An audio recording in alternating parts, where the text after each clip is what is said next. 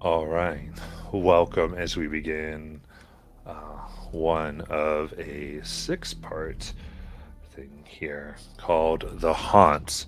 So our D&D, like we like to refer to as a six shot. It's also open as people can come in and out over the next six sessions. So if you're watching, you would like to join in on any of this, you certainly can. You can go to startplaying.game/gm/GM Balo. You can also go to gmbalo.games in order to find all of that as well. And at gmbalo.games, you can find the opening, all the campaigns, and all the adventures that we have open right now, including the series, and join on in. But now we will get into it so we can meet our characters moving through the world here. For those of you interested, this takes place within the Dwendalian Empire near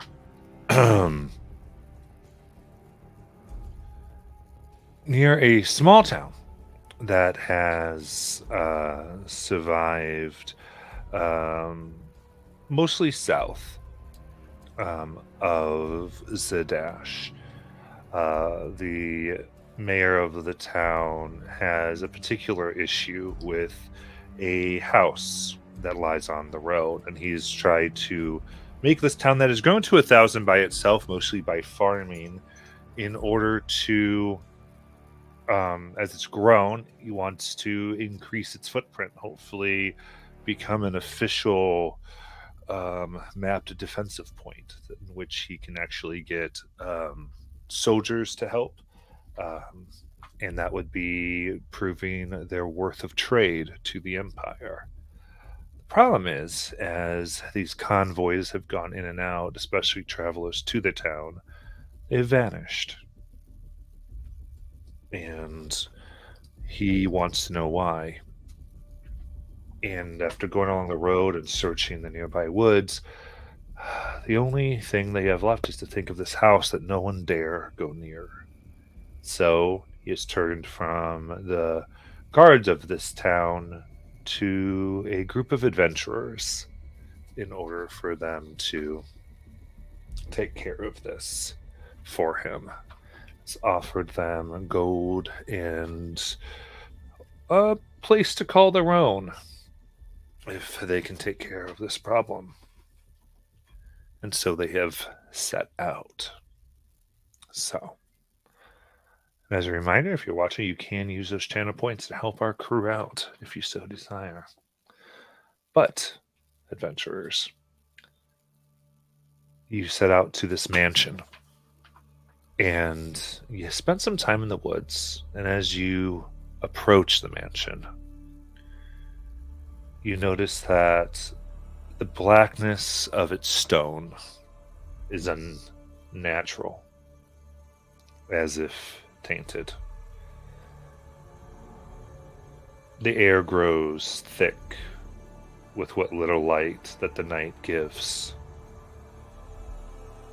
Somehow, the moonlight makes it duller and duller the closer that you get to this potentially evil dwelling. As you all approach, you unconsciously grasp something that you made sure you brought with you. This can be a consumable item like a potion. That would be of rarity uncommon unless if you so desire, and you can tell us what that is as you introduce how your character is approaching with everybody and introduce them as we see them for the first time. So whoever would like to go first.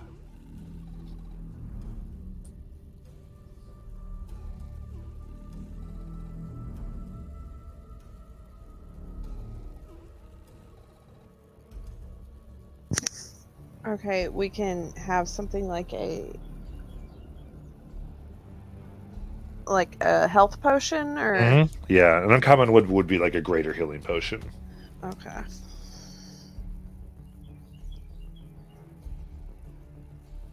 So you kind of describe how you grab it, or how kind of what you're doing, and describe your character.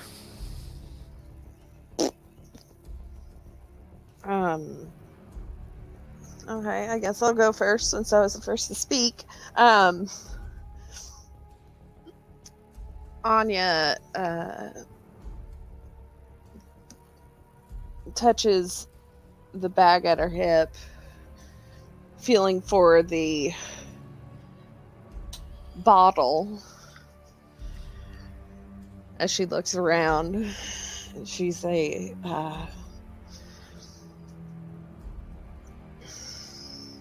tabaxi, but she has a long fur.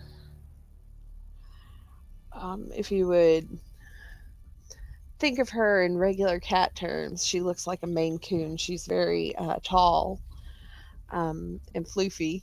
She looks a lot bigger than she actually is, and with green eyes and smoky gray fur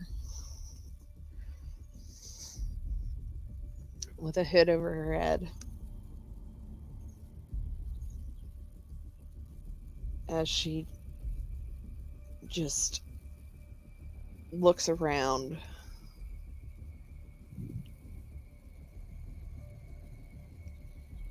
on edge. Almost as if the darkness closes in, and maybe it's a trick of your mind, but it feels like your vision just doesn't pierce as much as it should. Next.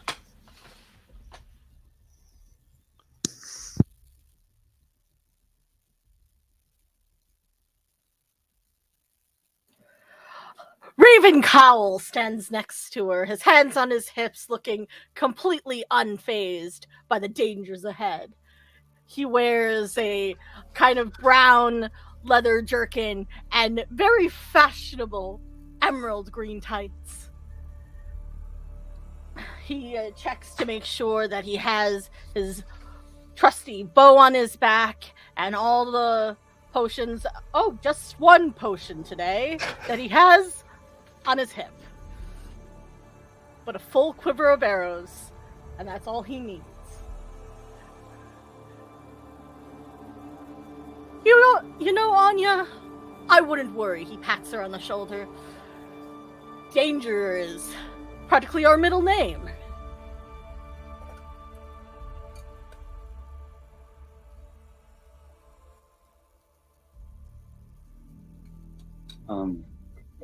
You see, Silverwing, moving slightly behind you guys as he, goes. You can almost see him visibly shaking from fright as he reaches in with his sword or shield hand and clutches the healing potion around his neck, as he's also gripping his sword a little too tightly on his hip. And he is in chainmail with the dark hair, in his mid-20s, and in fairly good shape.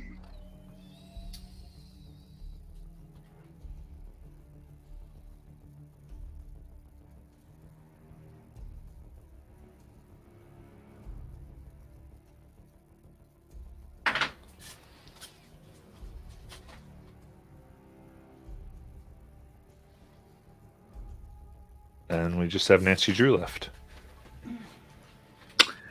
Yep, just eating breakfast. Sorry. Yes, Nancy Drew, reporting from the case of the haunted house. She has let's see. Titian hair, like red and gold. Likes to wear tailored clothing and usually has on a blue coat.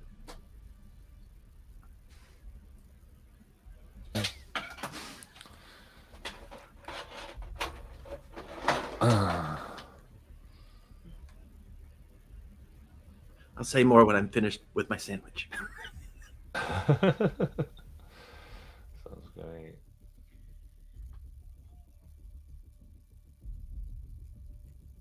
You approach the manor, and ultimately you stand in near darkness.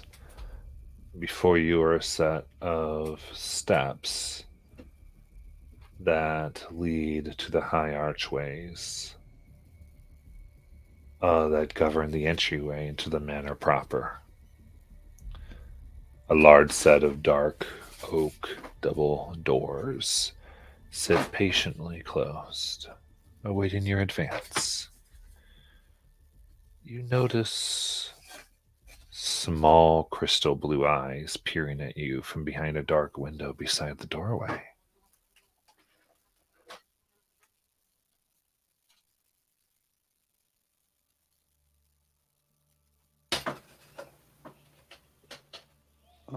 Guys, isn't this place supposed to be abandoned?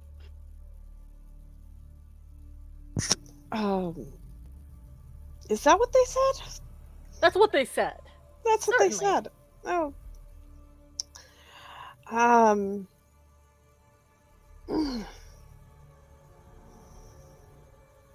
You know, I've never really been one to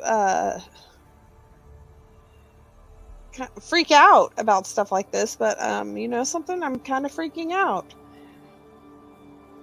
So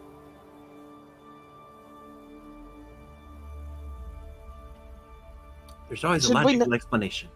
should we knock? Yeah, logical. Always in the mood for a good mystery. Let's knock. Let's not. Okay, go ahead. Go home. Raven marches forward and knocks. Okay. Dum, dum, dum. Sound a little muffled. And as you wait a moment, no answer. Is the door unlocked? You grab, and the doors seem. The knob turns, but it's as if the doors are held tight. I've got this. I've got this. Okay. I'm going to use my my skeleton key. So Nancy Drew takes out a skeleton key from her blue coat. She walks up to the door, inserts it, and twists it, and it casts the knock spell. Okay. So you do that. As you turn, there's a loud of the knock. And you feel almost a sense of pure irritation emanate from the doors. And then the Trusty's door thinking. opens. You notice the crystal blue eyes are gone. The looming black space beyond the entryway stares menacingly at you, inviting you into its abode. All right, let's head in. Nancy Drew takes a step inside. I'll follow. Raven takes a dramatic look outside, back behind us. Is like, nothing could possibly go wrong. And he walks in. The entry foyer has a large open space with a floor of black marble. Two imposing looking demonic statues stand to either side of the foyer, as if motionally keeping watch over the empty room.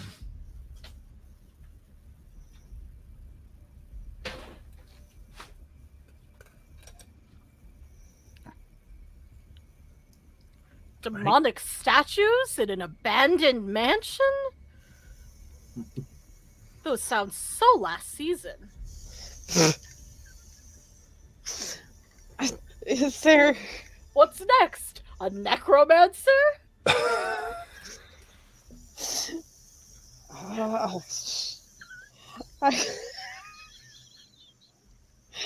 just gonna look around and see if anything stands out other than.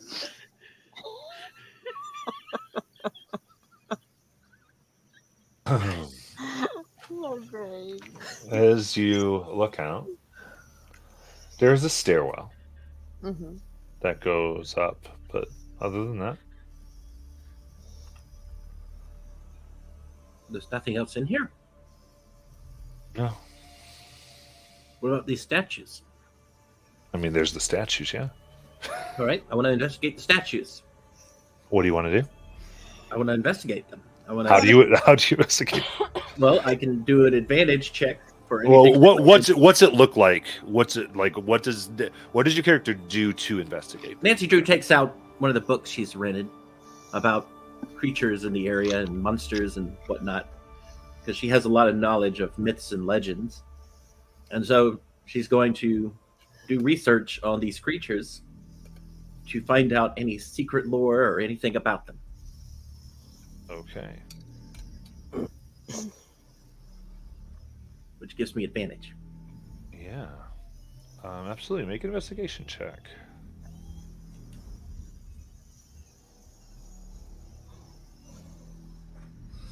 26. 6. You begin flipping through, and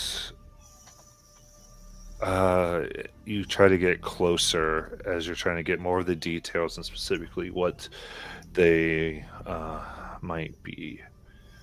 As you begin reading of elemental spirits bound to guard. And you read just a moment of don't get too close as you step in between them.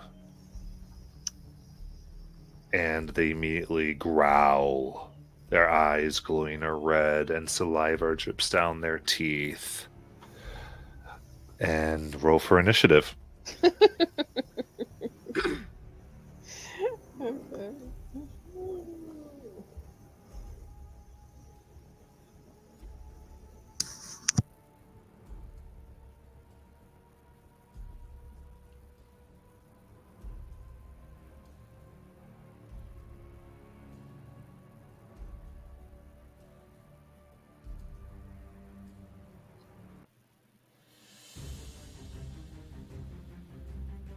All right, I just need Silverwing.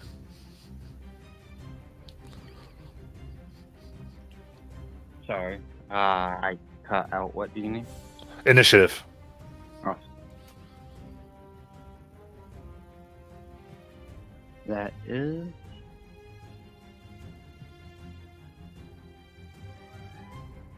one D&D Beyond rolls 19. Okay.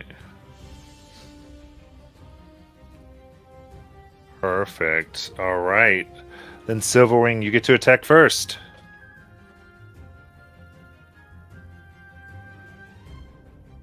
All right. The statues are what we're fighting, then? What moved? Alright. Silverwing will pull out his sword and say, "Guys, I think this would be a good time to go home." And he goes towards one and swings his sword at it. All right. Run up swinging your sword. And apparently it goes into the wall next to the thing with a natural one. Yeah, it leaps up, taking a little bit of flight as it hits the pedestal. Man, these things are really hard to hit as he swipe at it going up. Okay, D&D Beyond hates me today. That's gonna be a 10 to hit. That'll miss. Alright. And he ends his turn. Okay. The one right there grimaces as it tries to take a bite for 22 to hit. That hit.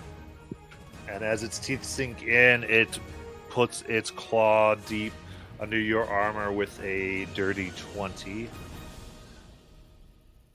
So that's a combined 15 slashing damage.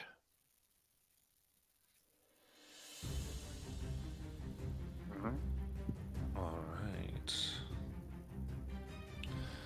And then, as that happens, the one across the room comes down as well, running straight at Nancy Drew.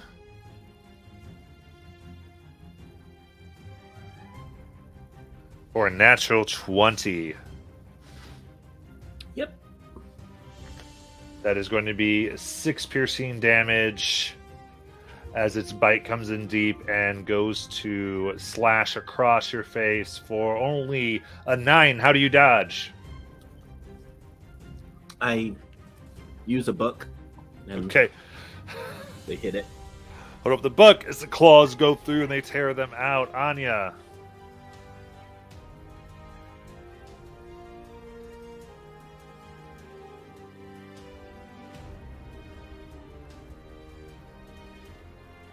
Oh, it's my turn. I'm sorry. Right? Yep. Okay. Brain will work at some point. I promise. I'm going to bonus action Hunter's Mark.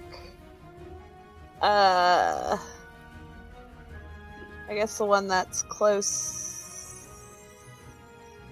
I don't know. The one that hit Nancy. You got it. Yeah. And oh my god, brain. I'm sorry. I'm so sorry. I promise I'm here, and then I'm going to aim at it with my longbow.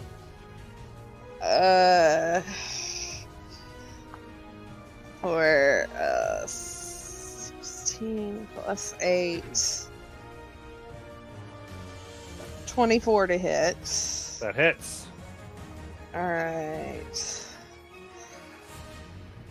1d8, 1d6. That's 2, 4, 7 piercing. Yeah, that's 7 piercing, and I've got 2.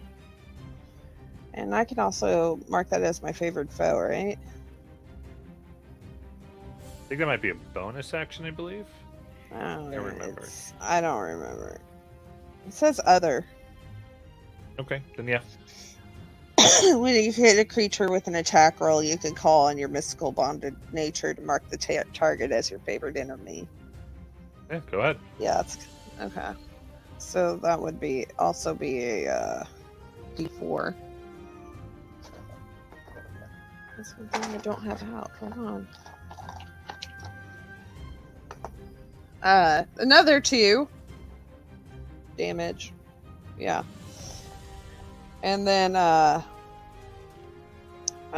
yeah, I've got 2 attacks, so I'll do it again Okay. for 14 plus 8. That'll hit. 22, yeah. So, ooh. It's 11. Yeah, that's 11. I'm double checking. It's been so long. I'm so sorry. Yeah. Okay.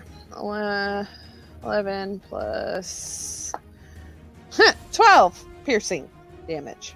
12 piercing. Excellent. Yes. And that's all I got. Okay, your attacks go out as it's trying to pierce the stone here of the statues. It's chipping away, doing some damage, but these aren't flesh, it seems. So, Raven. Raven takes a dashing stance and runs to behind the creature that's next to Nancy, to flank with her. And Nice. he takes out his bow, knocks 2 arrows, and points them right at the back of its head, and release. Boink, boink. Excellent. Do you have a feat that does not give advantage or disadvantage? Yes. So, Perfect. let me find exactly what it is. It's part of the feature of the Way of Bow Monk. Oh, perfect. Okay. Yep, just checking on that. Excellent. So yeah, roll with advantage. So the first one was 27, Yes. and the second one is a 12. Okay. So the first attack hits, the second one will miss then. Ooh, the first one is a full 10 piercing damage. And it's like the second one kind of like nicks off and rebounds, and he catches it, and he goes to use it again to attack. I'm gonna flurry of blows it Got it. for a key point. And I'm just double checking because I'm not sure if I have to. I don't think I use my flurry of blows like thing itself because it's technically an arrow strike.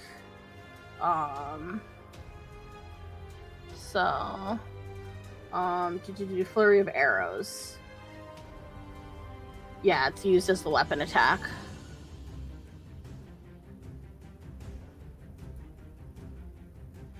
Oh, it's advantage. Yeah, duh. That's okay. It's a 23 Nice, that hits. for 7 piercing damage, Very good. and that's it. All right, Nancy Drew. All right, Nancy Drew takes out her rapier sword and will strike the one between her and Ravencowl. There we go, with advantage. Oh, that's 13. Oh, 13 can't pierce the stone skin. Ugh. Well, I tried. That's unless I have All right. Nope. That's it. All right. All right. 1 second. Sorry.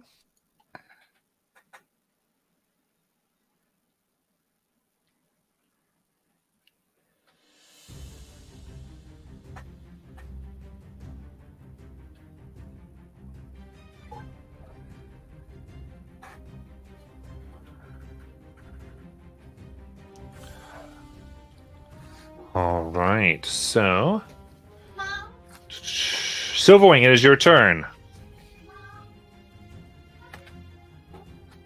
Alright.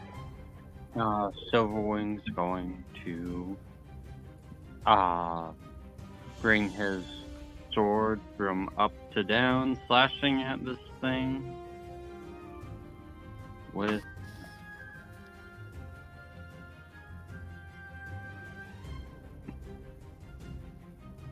a 23 to hit. That hits. Doing 8 points of slashing damage. Nice. And then he's going to swing around it and try and slash across its chest for 24 to hit. That hits. For another 8 slashing damage. Nice.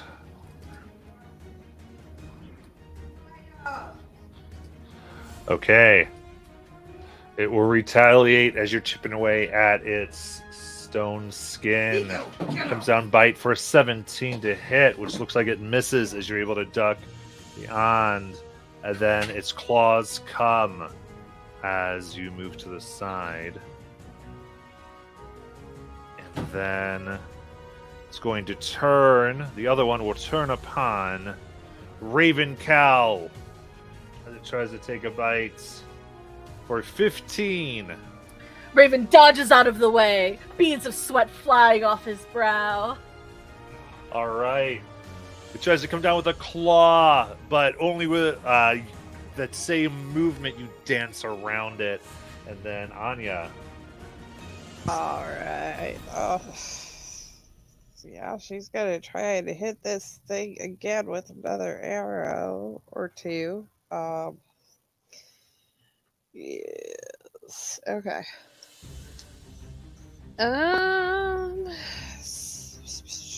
24 and yeah, 13 piercing, Nice. and then another one, nat 20. Very good. Yes. So that's 7, 14, 17.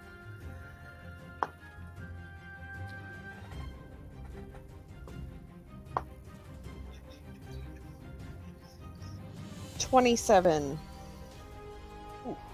piercing. Yeah. Oh, I get to add another dice. I can critical hit. One additional damage die. So does that Nice. mean the damage die for the... Yeah, so that would be a D8 for my bow. Yep. Okay, so +3. Nice. All right. With that, your arrow pierces some of the arrow holes that Raven has made, going straight in and causing a bigger crack that's almost splitting this thing in twain. And yeah, that's all I got. Raven Cow.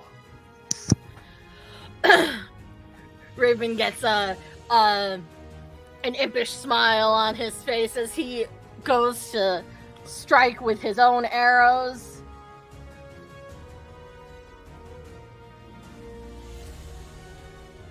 First one is a 22, That'll hit. and the second one will be a 26. Nice. So 10 and 8. So 18 piercing damage. Blink, thwink. All right. Each one, the crack's getting bigger and bigger, and it's still holding together. Is that your turn? Yep. All right. Nancy Drew. All right, Nancy Drew will try once again to hit this thing.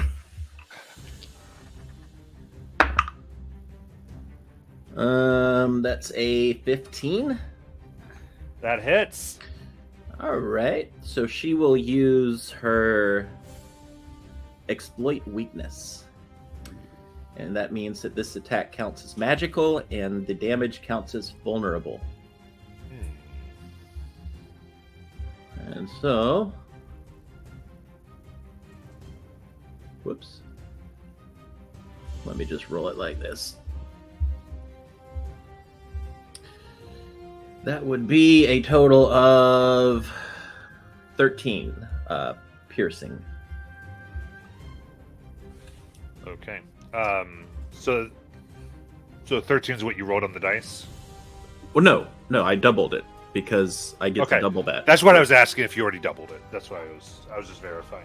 Correct. Wait, how did you... I rolled 2d8 and then added 4 because I have a 1d8 plus 2.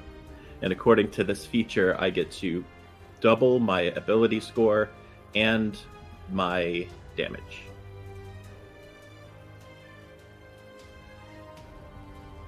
Okay. Is this, so you did the vulnerable already, or not? Yeah. Okay. Something is weird because there's no way you doubled something and got 13 unless you only doubled No. the dice. I didn't double it. I rolled 2 dice. Okay, if it's something is vulnerable to the damage, then it's doubled the whole thing the first time. Oh, If it's vulnerable, Right. that's why I wanted to make sure we get this mechanic, hold on. because what you basically did was a crit instead of a vulnerable. Sort of, but I also doubled the ability score. So let me grab this So I think how you got 13 then. because I added +4.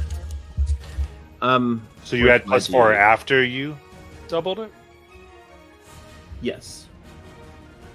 In other words, I rolled 2d8 +4. But you're telling me I need to roll 1d8 and then double No, everything. he's just saying your math is wrong because no matter what you do, you're not. If you're doubling something, you're not going to get a odd number. It has to be even. That's what I'm saying. I rolled 2d8 instead of 1d8.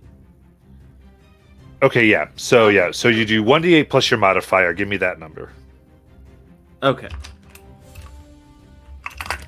So much math. Whoops. Fell on the ground.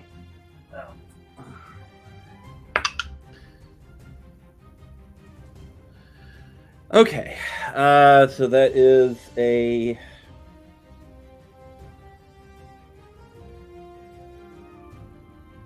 18. Okay, so you got 9, and then you doubled it to 18. I rolled a 7, and I doubled that to get 14. I then added 4 instead of 2 because I'm supposed to double the ability Got it. score modifier Okay, according to this. correct. So basically, the best way to that's fine because it comes with the same number, so we're good. So that is 18.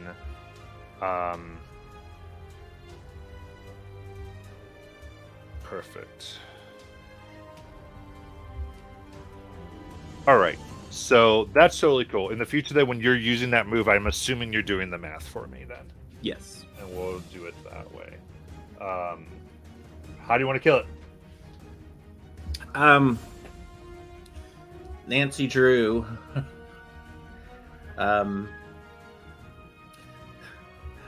Yeah, she takes out her rapier sword and she stabs him in the head and says, "Nothing is impossible if you believe in yourself," and it just stabs right through his head. Perfect.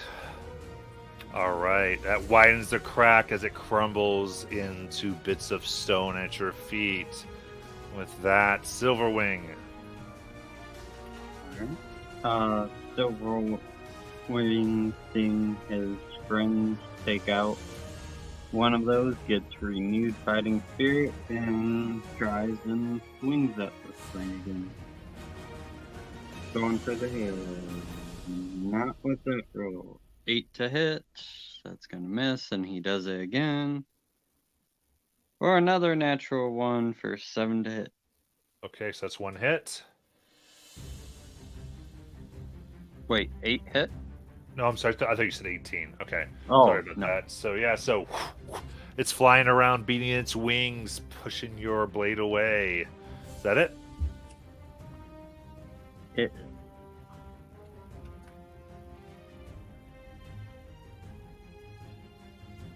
Okay, it tries to strike back, both missing, clanging against your armor. Anya.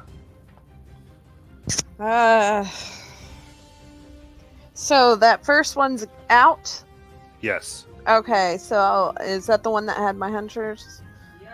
Yes. Thing? Okay, so I will move that over to the other guy for my bonus action.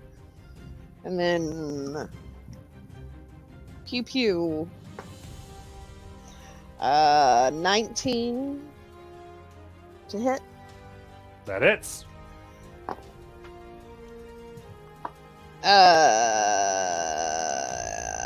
10 piercing, and another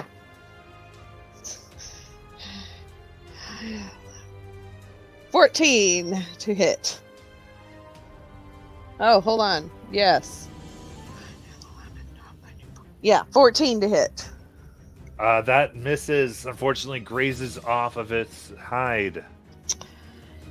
Well, that didn't work. All right. That's it. That's all I got. All right, Raven Cal. Raven's going to take aim and fire 2 more shots. Plunk. 17. Hits. Plunk. 18. Hits. 9 plus 8. That's 17, 18, 8. Wait. 17. Yeah. 10, 11. Yeah. Got it. All right. Forming small cracks as it goes against the stone. Anything else? That's it. All right, Nancy Drew. And Matt. So the last one, the exploit weakness is my 5th level feature, so I did not have a good opportunity to read it because we just leveled up. Yes. So that's why I was so confused by it. So I will go up to flank this other guy. Perfect. Yeah, we're good. I just wanted. I'm using this fight so that we get the mechanics. That's all. I'm good. Very cool. I'm going to swing my sword. All right. And I roll a 16. That hits. So this doubled is 12. Okay. Very good. So you're aiming now and you're understanding, you're looking for the cracks, and as you're doing it, it's as if you're able to deal the damage to this around the stone. You're kind of levering yourself, moving the rapier in a way that's widening it, almost like a pry bar, as it's getting wider and wider, tearing these things apart, doing more damage than your friends, just exploiting the weakness. Anything else? That's all for this. Yes, that's all. Got it. And Silverwing. Silverwing's going to come back with a sword strike at this thing. Got it. With a natural 20. Nice.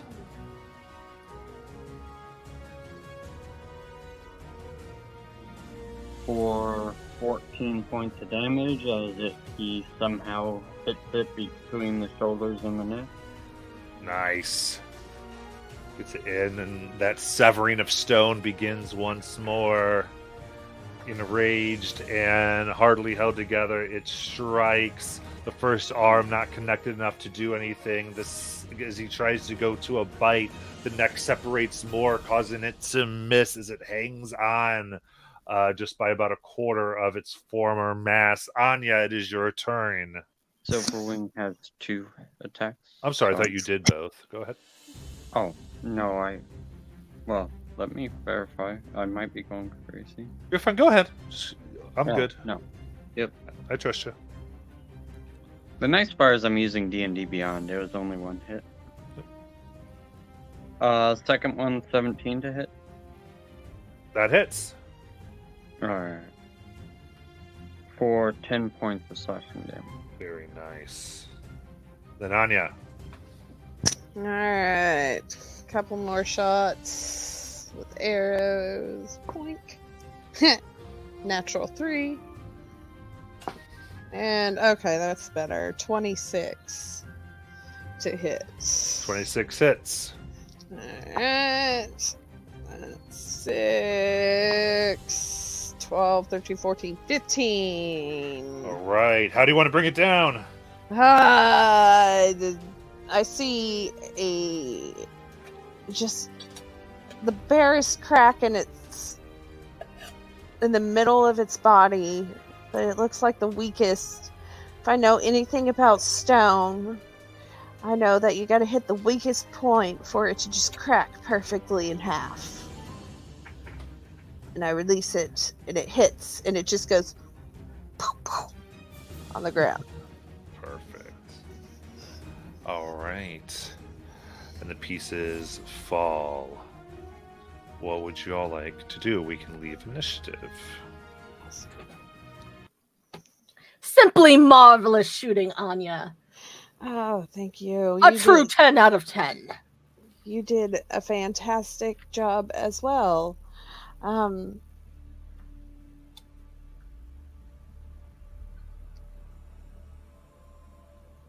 So things are alive here that we don't think that are alive. I'm going to use a spell slot, and I'm going to use it for my primeval awareness to sense if there are any aberrations, celestials, dragons, elemental fays, fiends, or undead that are present within a mile. Okay.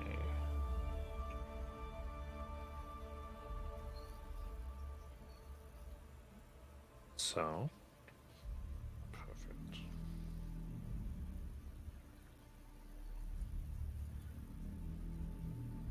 You close your eyes for the moment and try to get a sense of the area, what could be here. And you sense fiends, undead, aberrations.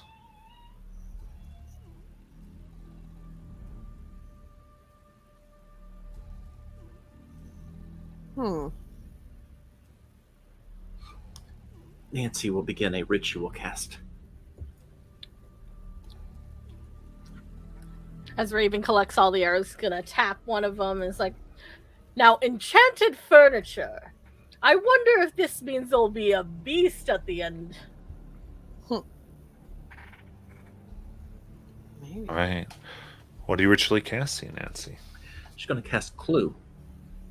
Okay. Tell us what that does. So as she takes out her magnifying glass, she spends 10 minutes looking around. And once this casts up, she's looking for things within the last 6 hours. So she's kind of placing this 45-foot radius near where the entrance door is, since we saw a pair of eyes there. And so it will show us any footprints or fingerprints that were identified in this area, as well as anything that's moving about right now that maybe we don't see. And so it's kind of definitely has the front door up to, so if that was the far edge of the 45-foot radius, that gives you an idea of how far that radius goes. Yeah. Absolutely. It also shows our footprints, but all the footprints are in a unique color so that we can distinguish them. Mm-hmm.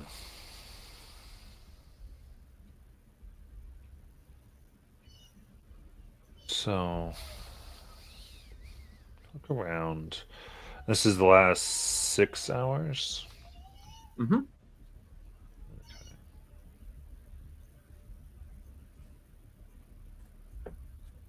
Check one thing. And then looking about, you see, of course, your footprints.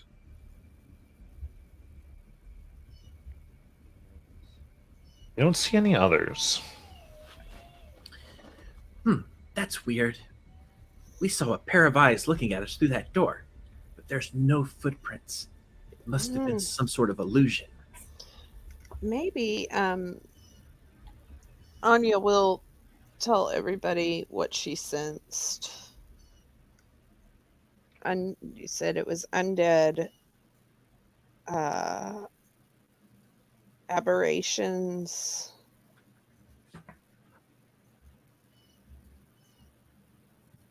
and fiends. Is that what you said? Mm-hmm. Yeah. I wondered, if there's something controlling those statues, like a mechanical device or some type of high elaborate remote system security protocol. Uh, maybe. I mean, we could check, I guess.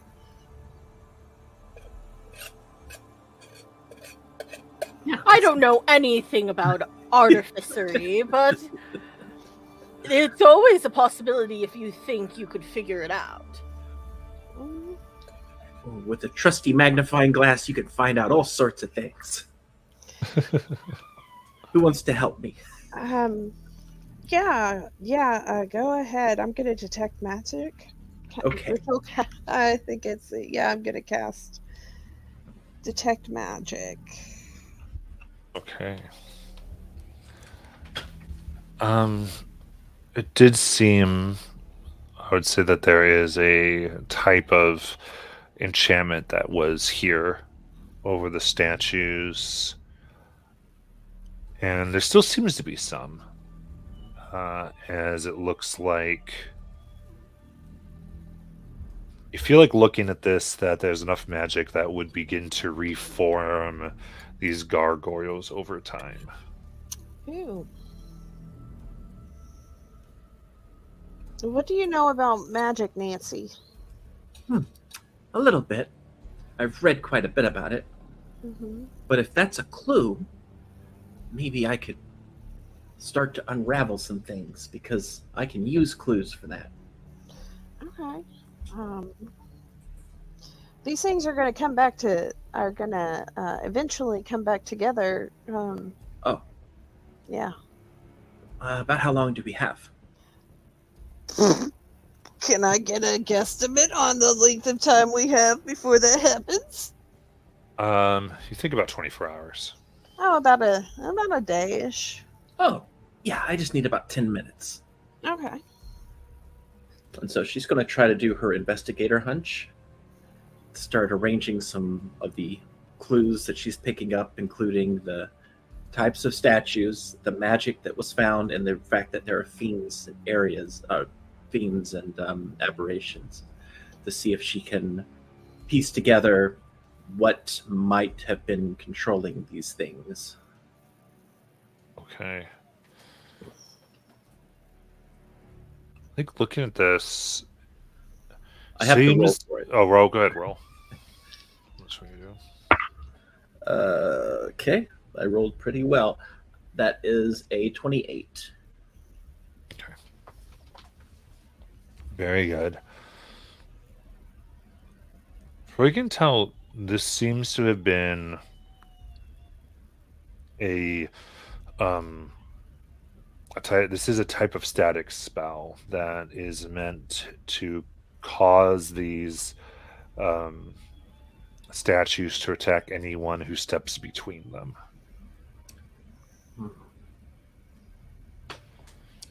So, definitely some type of security system. So whatever you do, if you see these again, try not to step between them. Or maybe we'll have to sneak through them some way. Yeah. We still haven't been upstairs, though. No, we haven't, and I did not. I thought about it, but I did not do Pass Without a Trace. So, yep. Okay. Did I ever tell you about the case of the hidden staircase? Case of the Hidden Staircase. I don't think you have. Oh, it's one of my first mysteries. Gotcha. Oh my. All right. Then you continue up the stairs. Yeah.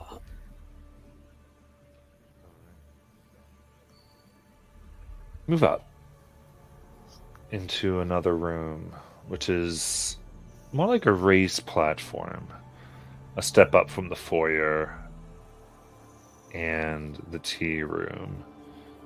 It's situated at the bottom of the stairwell.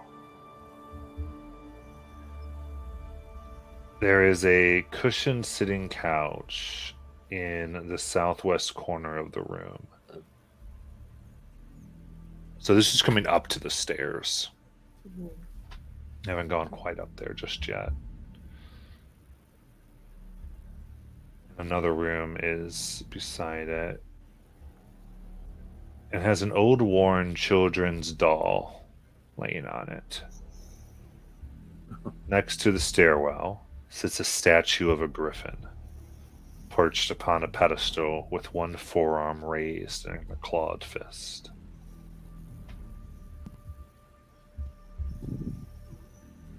Hmm.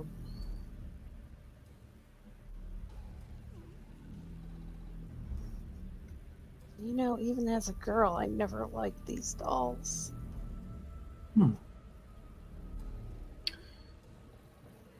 Well, you know me. I'm always willing to look at it with my trusty magnifying glass. Are its eyes glowing? Perhaps just one glowing eye? On what that you're looking at? The doll. Doll. Doll. You look closely, and they are similar to the blue eyes you saw, but they're not glowing.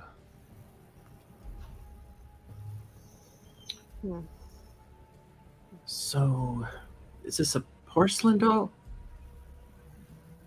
You look closely, and it is porcelain. You know, I want to try something, but it might freak us out. Okay. I want to try another ritual cast in this area. I want to cast Clue again, and I want to cast it for the last 10 days to see if this doll has been making footprints in this room. Oh. Look in here. And there are footprints near a window looking in. Tiny. Oh, God. But they don't lead to where the doll is.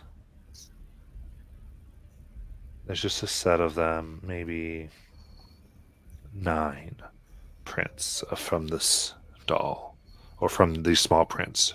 So, And then they end, so in other as words- if going into space. Gotcha. Okay. Yeah, I think it. You know, I have a spell that's sort of like that. Mhm. That you can just jump from one place to the next. What if this thing moved to this chair right before we came in?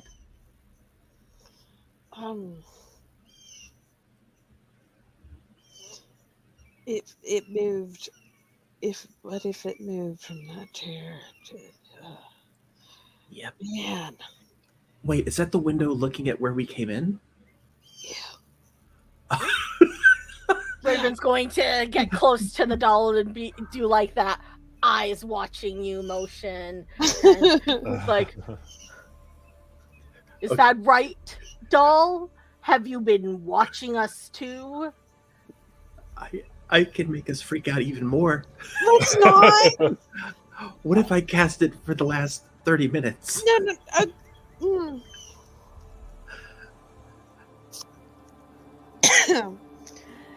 Is this doll magic? Is anything in here magic? Because it's 10 minutes. My detect magic is 10 minutes. Nothing in here is reading as magical. Well, I wait. mean, How about this, Anya? Nancy's gonna pick up the doll no, and like place the doll down, no. and then bring the doll back to the chair. Does the footprint she just made match the ones that are by the seal? Okay, you push them up, push them down. They're a different color. Oh, thank goodness. Okay, different color. Okay, that just means that there's another creepy doll or something else other like in here. No big deal. It's fine. Is there a closet in here? Jesus. Yeah, freaking out. Is there a closet? Hold on. While you have that spell up, I want to try something. Okay. He's going to try and like make a makeshift doll out of like rope and like place it down. Does it actually have a footprint?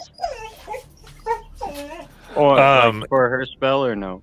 Yeah, Oh, okay. Okay. So for the purposes of this. That's information I meant to relay, so yes. oh man, I hate creepy ass dolls. You know that, right, guys? Is there a closet in here? Is there like a laundry closet, a bedroom closet, any type of door that's Any other nearby? doors? It does look like there's another small little way to go up to a tea room. Oh gosh. We're gonna have a fucking tea with these creepy ass dolls. I love tea. You know what, Raven? You should go first. Yes. Okay. You All right. Raven goes first. a lot of Hey, folks, I fun. need about 3 minutes. I'm sorry. Everybody. Okay. No, it's fine. We're gonna be arguing over this for those 3 minutes. Literally, No, you're Raven fine. has You no- go first. Raven has no self-preservation. He will go first. Oh, that's I have a negative intelligence. Oh god. All I am is able to shoot arrows and be handsome. You know what? Depending on what it's like, I'm going to what the lighting situation in here is. I am going to disappear into the shadows. That's what I'm going to do because that's what I can do You as know, a gloom stalker. something else I can do is I could send clairvoyance in there, so we can take a look at it. Oh yeah. Yes. Has anyone seen that really old movie called Dolls? It's like a British type scary movie. I've- I don't think so. I've seen a lot of doll. I've seen a I've lot seen of a lot of doll so. scary movies, a lot of clown scary. At least they're not clown dolls. This was actually called Dolls, and it had this.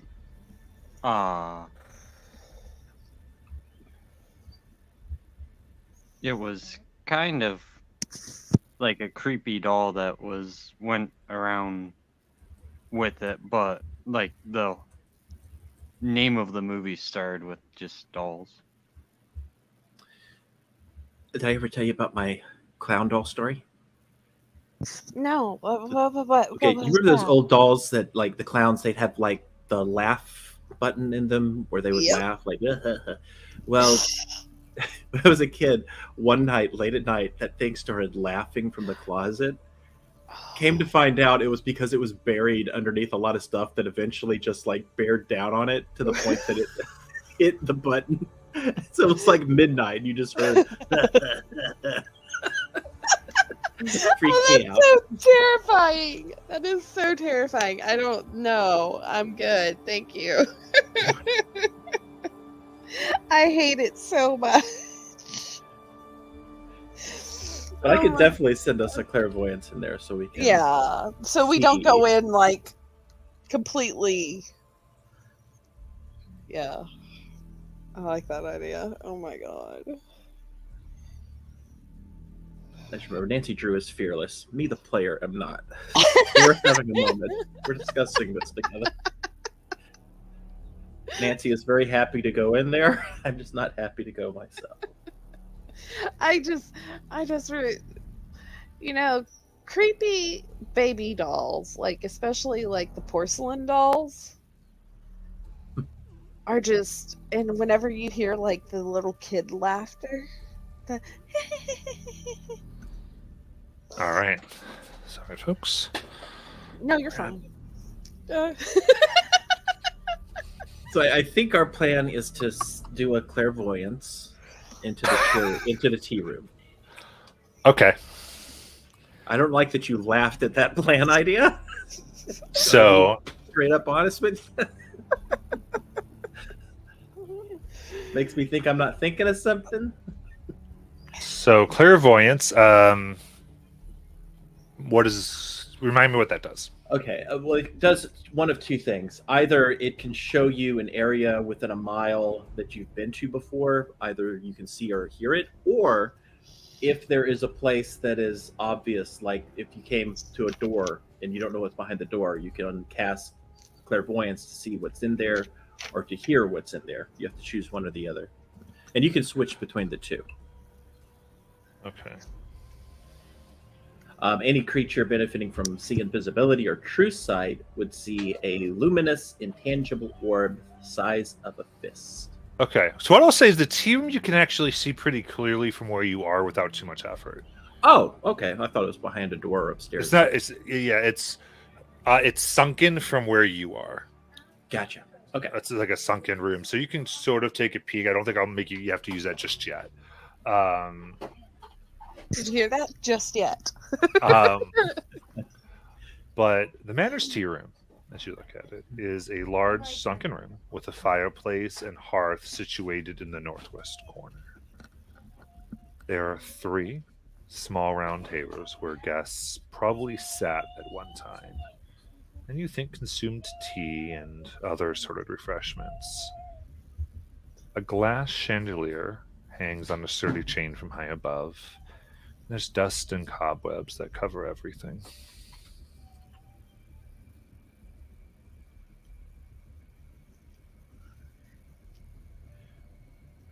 You guys see anything? I guess we'll have to go in. Oh, Raven goes in dramatically ahead of the group. I'm keeping my eyes open for Steadfast and anything ready. that moves. Is it dark in here? Yeah. So to give you the picture, also from the room where you're just in with the doll and the griffin statue, there is a stairwell that goes up and down, and then you can go into the sunken tea room. I want to take the doll with us. Okay, you pick up the doll. Hmm. So we're Um, going into the tea room, right? Yep, but I am keeping my eyes peeled for anything. I don't care how small. Is it dark in here? It is dark, yes. You know, Raven has his hands on his hips and he's looking back and forth and he's like, I can't see a thing. Me either, but I have the doll. I light a torch and hold it in front of me. Okay. Hold the torch up. As you all enter in, there is a crash behind you as the chandelier cracks into pieces. As you look up in there, you just see the chain now swinging with movement.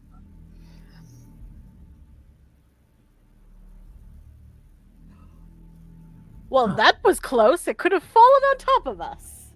Yeah. Mhm. I'm wondering if. I guess I could do this. I will go ahead and use a bonus action to do a rushed incantation, which will allow me to see invisibility. Okay. Give me a perception check. All right. Wait. Oh, yeah, we have the torch. Okay, so that's disadvantage. If the torch is here, it's normal. Okay. Perception. My perception check is an 18. Okay. Perfect. You look around, and in the northeast corner of the room, it looks like the door is. Sorry, it looks like the wall is off-colored. Like it could slide. It's thinner than the rest. Look, a hidden door. Well, go open it. Okay. Nancy will try to push it or pull it, depending on how it operates. I would say with this perception, you push and pull around it. It feels like you hear the slight chink of metal, as if there's mechanisms that would make this open and close. But you can't get enough leverage. Well, I would need 10 minutes to do another. Well, actually, no, I don't. I could do this as a bonus action to open this if we needed to, but maybe we should look around. Yeah, that's what I was thinking. Maybe we should look. Are there like any like And Knock, I believe, pretty much unlocks the door, if I'm not mistaken. I can check. Yeah, just go ahead and check.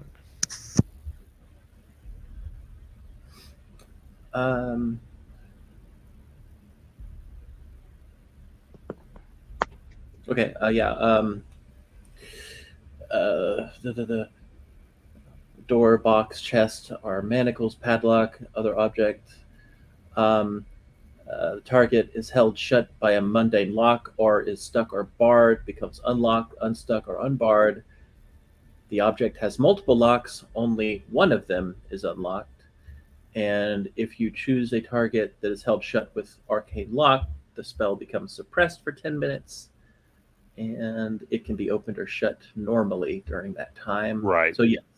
Yeah, so not doesn't necessarily activate a door mechanism. Gotcha. Okay. It unlocks something. Understood.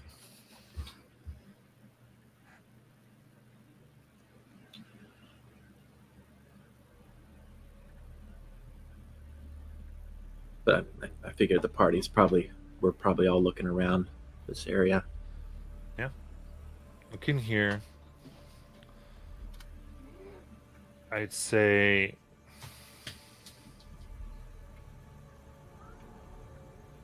Nancy,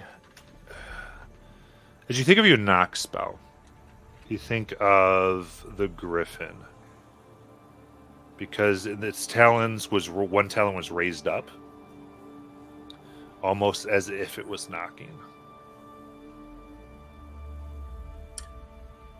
The statue downstairs? Mm-hmm. Huh. That was in the room with the doll. Oh. Yeah. Guys, Yes. you remember the statue in the other room that this doll was in? It had its hand raised like it was knocking. Maybe it's part of the mechanism to open the door. Knock, knock, knock, knock, knock. Knock on the griffin. What do you do? Yeah. You hit the statue. Raven. No.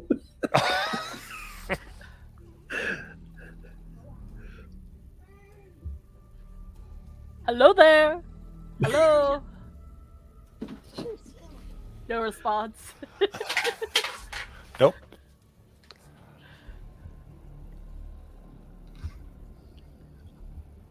Anya, what did you find?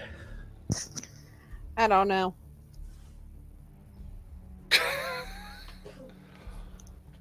I would. I'll look around. Is there anything that stands out? I don't know. Are you looking at the statue? Did we get so Nancy gave a clue. Okay. I feel like we may have missed something that was said because it sounds Oh, like I've been trying.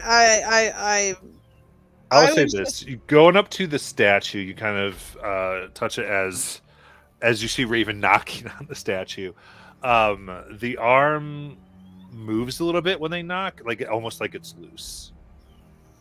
I'll go over to the arm and move it. Okay.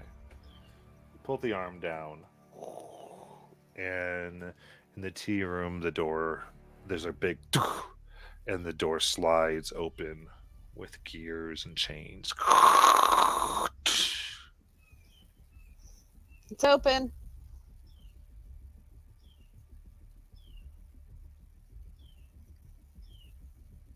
And you look, Nancy, the room is bare and only boasts hard stone blocks on all of the walls.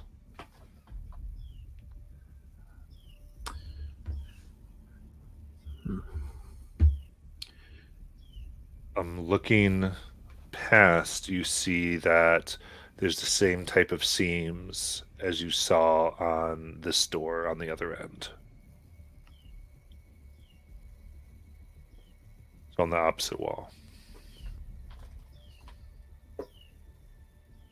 Anya, what do you think?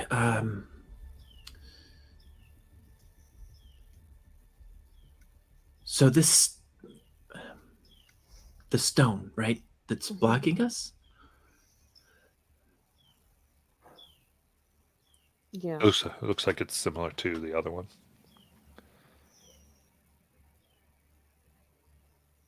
Similar to the one that we just opened? Mm-hmm. Oh. Okay. Okay. Oh God. Wow. Yeah. So okay. All right. Let's theorize a minute here. Okay. If this door has multiple doors,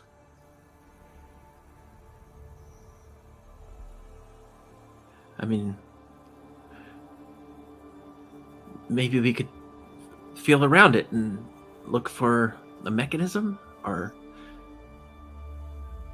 Is there any other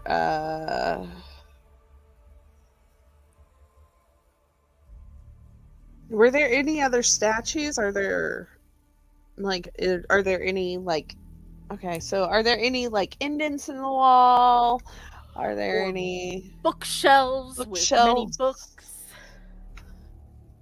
You look around. You look at the fireplace, the tables. You kind of feel around, pressing things. Nothing seems to be doing anything. did see invisibility show the wall is just the wall?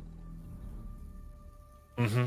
Yeah, with see invisibility, and as you were looking closely, that's what kind of let you see that it looked like a door. So you see that same type of kind of like sliding door is on the opposite end of this passage. One thing we could possibly do is do a clairvoyance to see if we could see what the locking mechanism looks like on the other side. Yeah, you can do that. Yeah, but maybe we should check like downstairs or upstairs, see if we can find anything else that may give us a clue before we use up more resources like that. Does that make sense? Oh yeah, all of mine are rituals. So, Okay. but yeah, we could do either way. Yeah. I think we should take the doll with us, though. If you want to hold on to that doll, like it's the end of the world, you go ahead, boo. I think it's glue. You know what? It's fine. It's fine.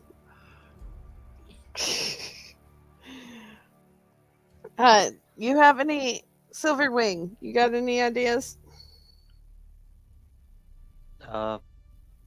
Going home? Come now, Silverwing.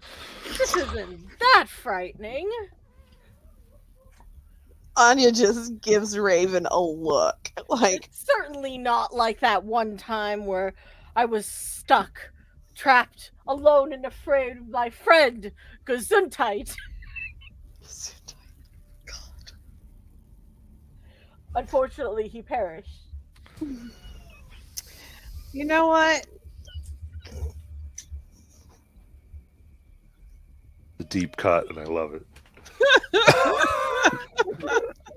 I mean, this does remind me of the hidden panel that allowed me to find the hidden staircase. Yeah. Okay, let's just. Hey, as long as no one suggests splitting up. I was gonna suggest splitting up. Half of us go upstairs, half of us go downstairs. But if you put it like that, I guess we'll stick together. Why don't we all go downstairs? Okay. So, was there anything else up here? Like, I'm trying to picture the tea room. Yeah. Absolutely. So there is another room attached to the tea room. Oh, If you would like to explore. I mean, yeah. Yeah. Anya, why don't you go first?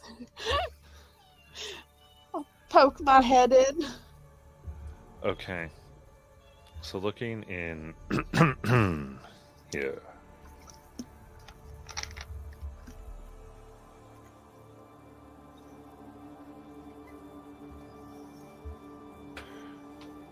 You take a step into the dining room. The air grows warm and warmer. I book out. And then the room comes to life Fuck. as ghostly apparitions appear seated at a once empty table. A large dinner party is being held, it seems, as a roasted hog materializes along with plates of varieties of food. Jugs of foaming air are being shared between ghostly companions. A large spectral human stands at the head of the table, though he says nothing. A serious scowl and frown is cemented over his face as he overlooks his guests, who otherwise seem to be enjoying themselves. Oh, this man is gonna kill them all.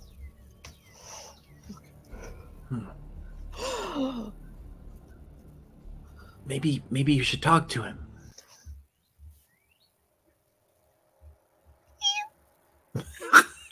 Was that a meow? Yes. I'm not the talker of this group, so I don't know who is. But maybe we could reason with him. Can I? Oh shit! I don't know what to do here. Okay. So everybody except for this one person is having the time of their life, and this person is just like glaring, like scowling at all of them, like this is like Game of Thrones in a wedding, right? Mm-hmm. Gotcha.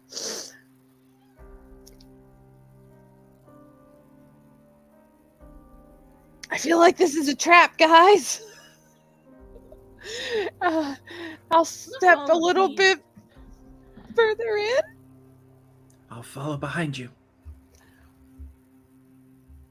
Good evening, good gentle sir. The room becomes abruptly quiet. Uh-oh. Talking and laughter has ceased. Every ghost in the room is now facing you, Fuck. Anya. Forgive us for interrupting your grand party, friends. What? Then the man at the head of the table rushes towards the two of you, flying right through the hard wooden dining table.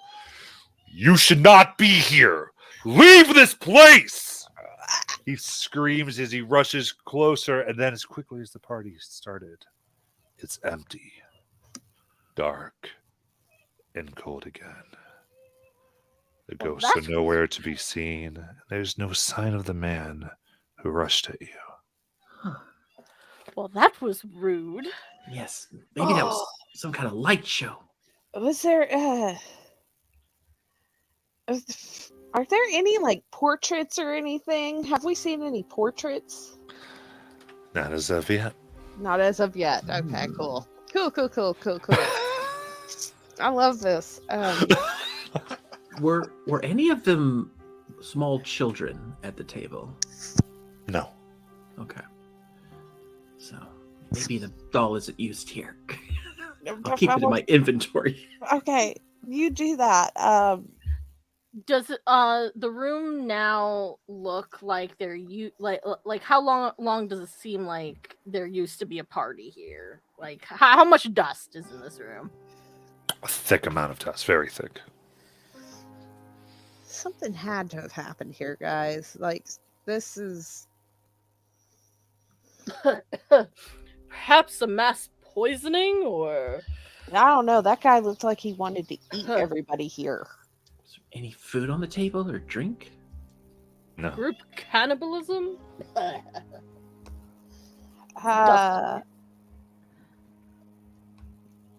I'll inspect the table, like the chairs and everything. See if there are any, like, weird buttons or anything like that. Okay. Give me a perception check. Perception. Blink. Of course. 11. I rolled a 5.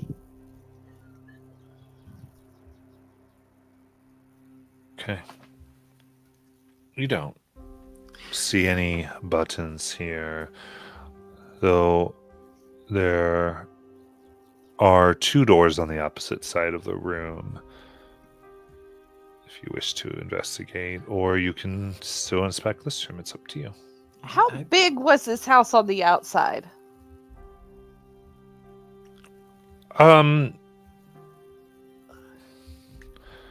Seems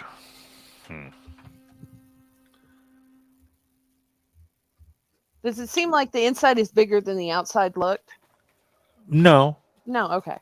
but I'd say one, as you think about that, it does seem that as you think, you seem to be on one half of the house so far, as far as the bottom floor. And it seems that you're kind of surprised there's no way to go. Seems like there has to be a lot more house the opposite direction, but you've not seen any doors that lead that direction.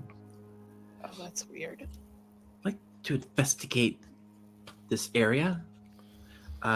Looking for like any traces of possible poison.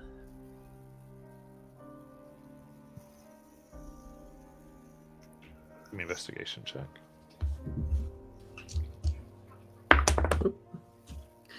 Oh, nat 20.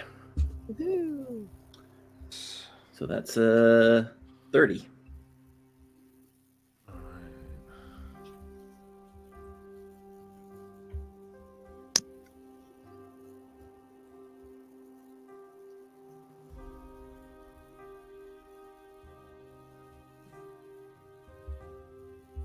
You look very close to it. Doesn't seem to be poison. I don't see anything that would indicate that. But you look at the cushions of the chairs, and there's the outside of them that still seem to be almost full and firm with whatever cushioning was put in them. The outer corners. And then the next highest, there's like a steeped indentation from there down to the point where in the direct center is the lowest, but there's about 5 other levels of cushioning that have been eroded over by someone sitting so much to the point where maybe it was someone of different sizes. It depends how you want to interpret that. Okay. So multiple people sat in each chair for prolonged periods of time.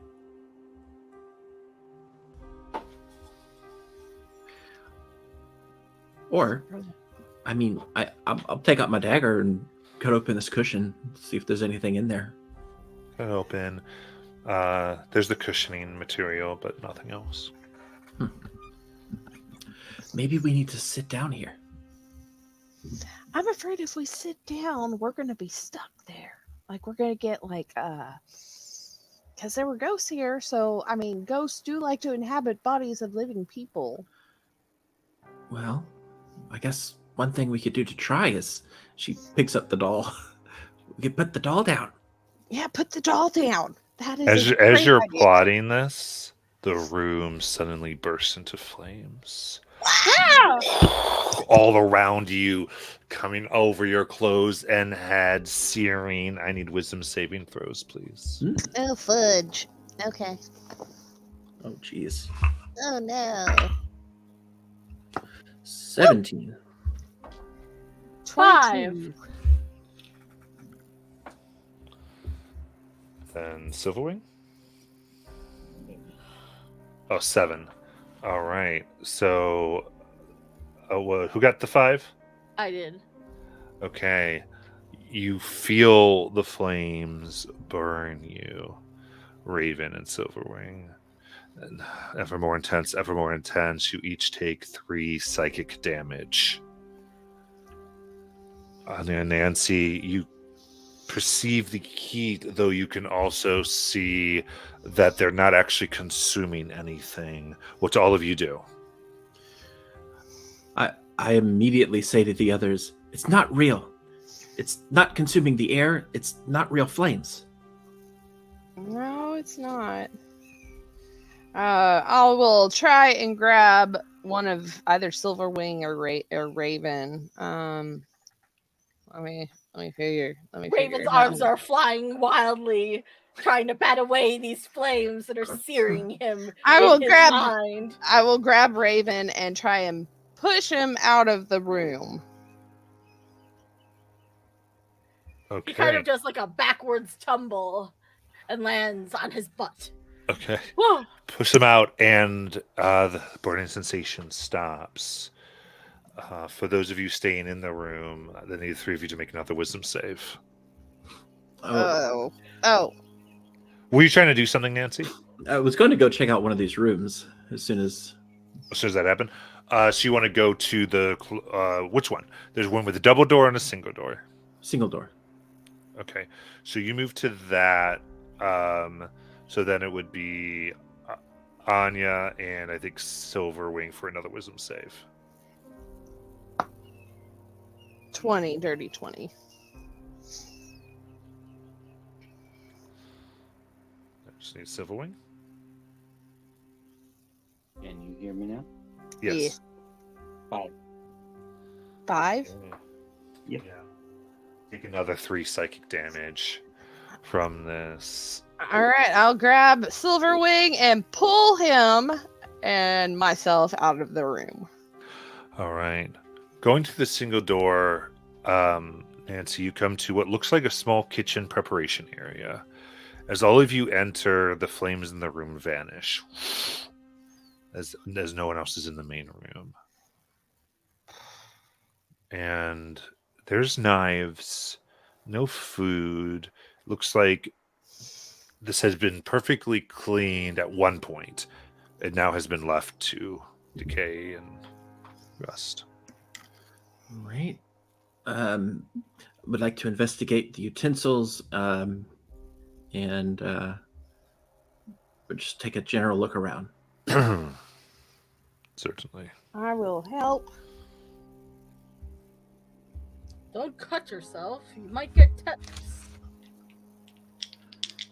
So it's an investigation Mhm. with advantage. Yes. 22. Okay. Glad I had advantage because the first one was a net 1. 22, you look and you see there are a lot of plates and like large platters meant to have amount of food and to hold drinks and things like for hors d'oeuvres and serving. And you can just see a small window that overlooks a ballroom type area that looks like a place where the staff might have just looked to see what was going on without being able to effectively spy. Wow, Raven, I think your theory of this being Beast's mansion might be true. There's a whole ballroom in there.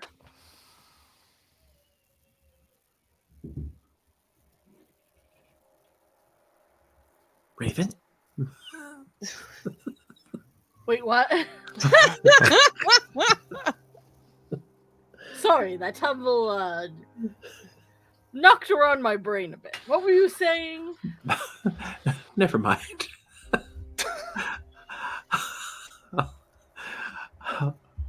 I guess, should we go to the next room? The double doors? Yeah, sure. Yes. Okay, we need to run there. So everybody run. Because Okay. those things might start again if we go in that room. Yeah. Just remember, it's not real. It's not real. Okay. You push through the large double doors.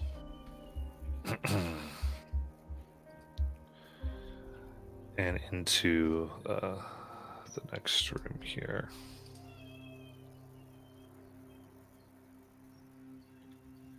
And as you enter through the double doors, a spacious ballroom opens before you.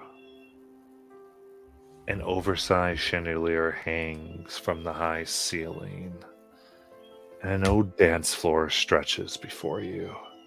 A large glass folding door opens onto an alfresco area on the east wall. Then, materializing from the air, you see the man who had rushed at you, ending the ghostly dinner party in the dining room. He seems younger somehow, as if this is a vision into an earlier time in his life. A beautiful woman enters from nothingness, dressed in a flowing black gown. Her eyes are dark and dangerous. The man holds her and looks into those eyes, and she looks back into his. We will disappear, just the two of us, my love, the man says. Oh, General Monothus. But what of Eleonora? And don't forget, we have work to do, she reminds him.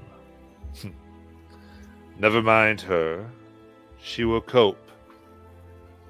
And your army of undead. Let us not talk of this tonight, he replies, as their apparitions fade into the room. And it's empty once more. You know, Nancy, I think we're seeing visions of the past. That these are echoes of people that once lived in these walls. Huh. So, like a film reel. I don't know what that is. I wonder where the projector is. Is that another artificer invention? Indeed. Well, it's good to know that I was right on the nose with that army of undead and a necromancer. Yes, you were. Should we... So do we see the apparitions still? Are they still... They're gone. Oh, I was going to ask one to dance. Maybe we triggered them somehow. Maybe if we... Go ahead. Maybe just by having our life force come in triggers it. Are there any strange markings or runes or any type of pictures that would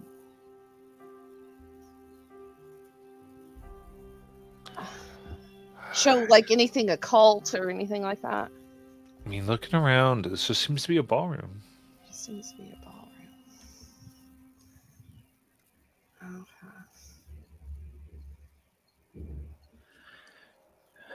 Maybe if we start dancing, they'll come back. I'm afraid if we start dancing again, the room's going to catch on fire again. Oh. No. Never mind. I think that was a bad idea. Okay. We should dance with the doll. Dance with the doll. Have at it. All right. Nancy will take the doll and take her little tiny hand and try to start doing ballroom dancing and a bit of a twirl here with the doll. Okay.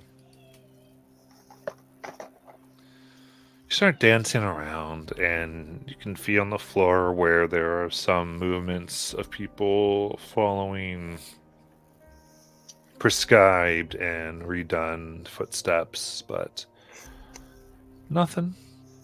seems to happen as you just flit about, and you can just see out into the alfresco area where there seems to be a dark pool.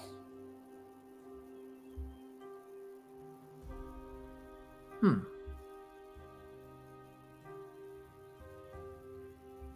that didn't work.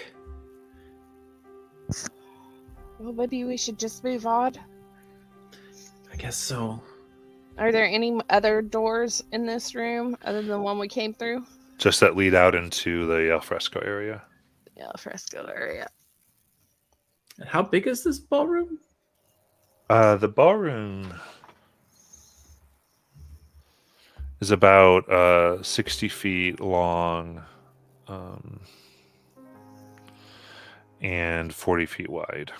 All right. So before we go, I'm going to check just to see if I can find any secret doors. Give me a perception check. Let me see if I have advantage on this type of roll.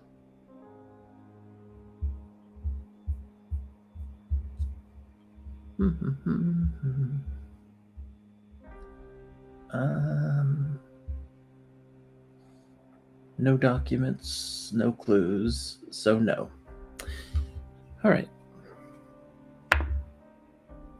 It's 16.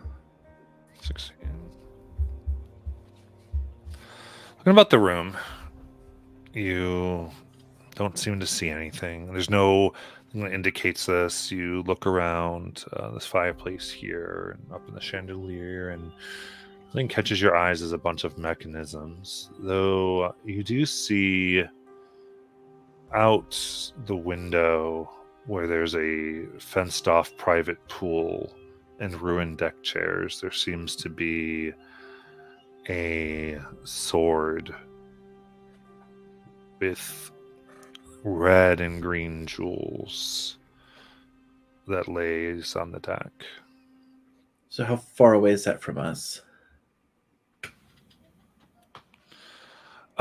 If you'd get all the way to the window, it's on the opposite side of the pool from where the doors to the fresco area open. Okay. It's about 35 feet across. And does that chandelier that we saw when we came in look anything like the one that fell? I mean, it's similar design. Okay. Well, there's definitely a sword of some kind over here, but we can't reach it from this side. Oh, where is it? And I pointed out. Okay, I had to step away for a second. Oh, it's so if you look out through the window, it's kind of on the pool deck, right? Yeah. So it would require us going. Would that Outside. require us either that, or if we went back to the kitchen, is that the entrance that would be closer? Oh. No. Okay. Then yeah, I think we'd have to go outside. Okay. Well, It has a bunch of jewels on it.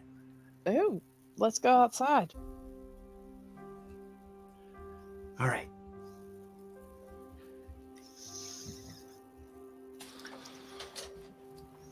You step out onto the deck and you make your way over to the bejeweled sword that sits there. Maybe do your detection stuff on it Oh, before we detect get magic. cursed. Yeah, detect magic. I can do detect magic. Okay. It gleams with evocation magic. Ooh, evocation magic. You know, Silverwing, I think this sword is right up your alley. Yeah. I can't. It's a long sword, right? Mm-hmm. Okay. Okay. I mean, I could use those, but I'm not strong to use them. So. Yeah, I think Silverwing, and unless Anya, you have a ability to use them. Well, martial weapons and simple weapons. It is a martial weapon. It's a strength-based weapon. It's strength base. I have a -1 in strength. Yeah, me too. What about you, Silverwing? Well, I mean, it's very similar to This one, it's just a lot fancier as he pulls his own longsword. And that Yeah, one you- actually is magical. Yeah, you should take the new one. Take the new one. It looks Replace much it. prettier. Do an Indiana Jones over here. Yeah, Swap you it had to out. switch them out. He'll say okay as he throws the other one into the pool. Oh no. Oh my god. Wait, you said swap it out. Yeah. You throw the sword into the pool and it ripples. And it keeps rippling. Oh no. No. As Grab it. a Well, mind you, the large one he threw into bulbous... Pool was his old one. Yeah, a large bulbous form begins rising out. Oh god. In the center of it, a large 3-foot diameter pale eye Oh. with sharp teeth, and from the top of it, eye stalks Oh god. move. Roll for initiative. You better take that sword, Silverwing. Better get that sword. I'm sorry. I told you. Natural 20! How do I Mine's keep rolling not so bad? rolling. My Mine's first not initiative rolling. was a 7. Now I got a 5. There it goes. It's getting worse. Oh, there it goes. Oh, that's a good roll. Yeah. Remember, you do get extra bonuses when you attack the first time there. Anya. Oh, two. Yeah, You. your gloom Oh. circle did not do the damage I'm used to a gloom circle. So I was like, you got to look at your features. Add wisdom modifier. First, your walking speed increases by 10. You can make one additional weapon attack as part of that action. So that means I can. So I make 3 attacks on my first turn. Yes. Oh, okay. Yeah, it was just one of those moments where I was like, gloom circle's not doing as what gloom circles do. I was like, that's why. It's all good. I just wanted to remind you of your stuff. Okay. All right. With that, Raven Cow, you actually get to go first as you've thrown your sword into the pool. That was Silverwing who threw it in the pool. Oh, I'm sorry, Silverwing. Yeah. I apologize for getting that confused. So Raven Cow, go ahead. Raven takes a dramatic stance, holds his bow aloft, draws his arrows, and shoots them majestically into this hellish creature. Absolutely. Kerthunk. Yeah, that 22 goes right in. And then the next one is 17 plus 9. That'll hit as well. The numbers aren't coming up for me for some reason, but that's okay. That's 6 and 8. 8. All right.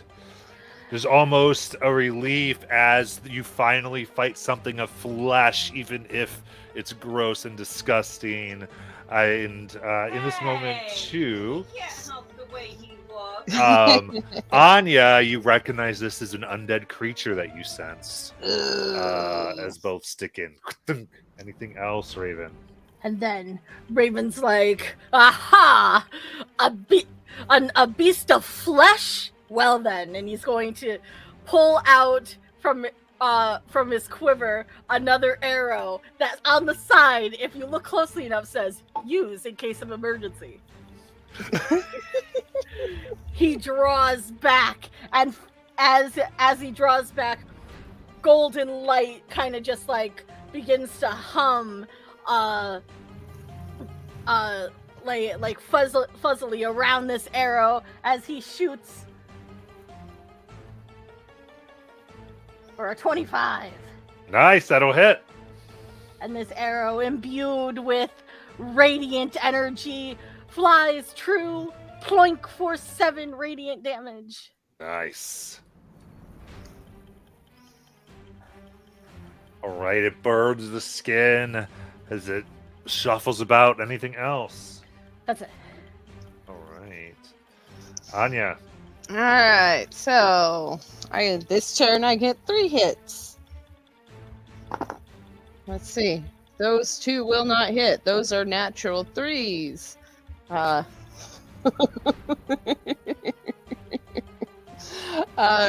16 plus 8, 24. That hits. Yeah, I'm going to mark it as my favored foe. I think you might get extra damage on your first hit in a turn. It's not. You can make one additional weapon attack as part of that action, dealing an extra 1d8 damage of the weapon's damage type on a hit. Okay. Right. So I get 2 d8s, correct? Is that what it means? Yep. Okay. And I need my d4. I'll reroll that. Okay, so 8 plus 6. 14 piercing. All right, nice. Both go in. Thunk, thunk. Yes. And that's all I got. Got it. Silverwing. All right. He's going to pick up the new fancy sword. One inspiration in chat. And then, how far is this thing above the water? It's about 5 feet above the water. And the pool's big enough that you can't reach it from any of the sides, right? Right, it came up in the center, and it's a 30-foot wide pool. Then Silverwing's going to jump in the pool and try and swim towards the center to attack this thing. I just want to mention that water is very green. I hope you've had all your shots. Swimming through the water. Your attack. Since this thing's above the water, would it still be disadvantage or no? Nah. As he swings. Sad face. That's a miss. D&D Beyond still hates me, and he's going to try again. This time for a 17 to hit. That hits.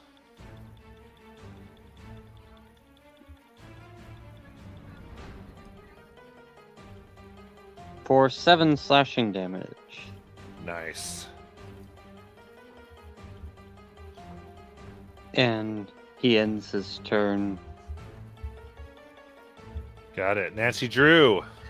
All right. Okay, she'll take out her heavy crossbow and put that in both hands, and she's gonna take a shot. Got it. And that is a dirty 20.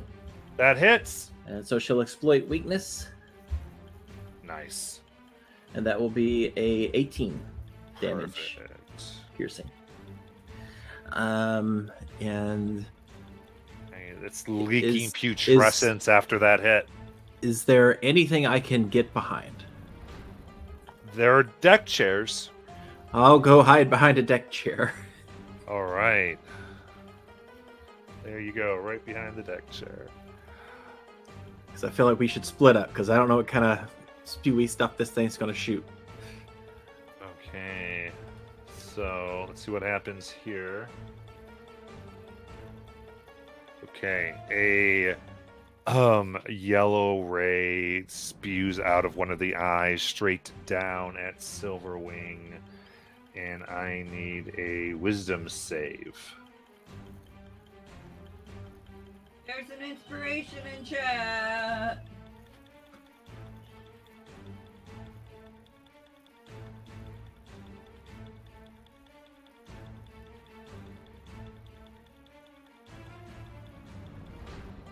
That is a 5. Okay.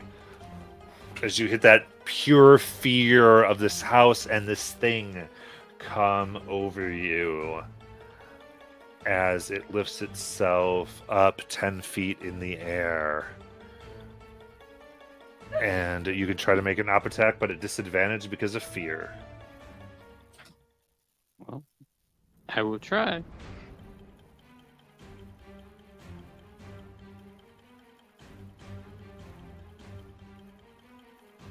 Sad face wastes natural 20.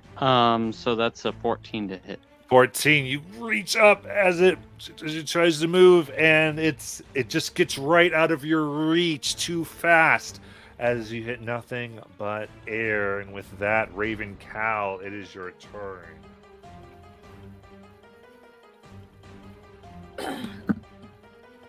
So Raven takes aim and shoots 2 more arrows into its flesh.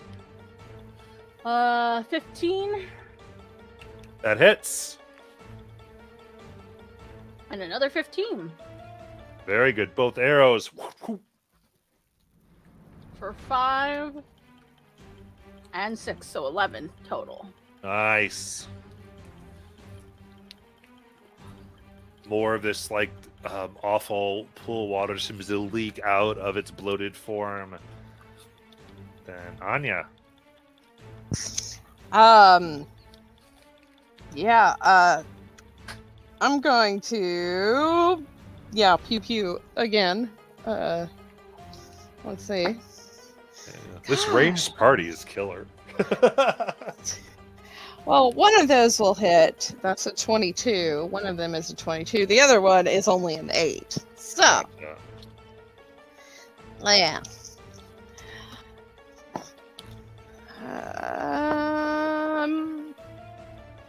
11 piercing. Nice. And yet. That vulnerable bottom flesh rips open and some guts start to spill out into the Blech. pool. Silverwing. That water. All right. Silverwing's going to swim out of the pool. Okay. Uh, That's basically all your movement. And then it.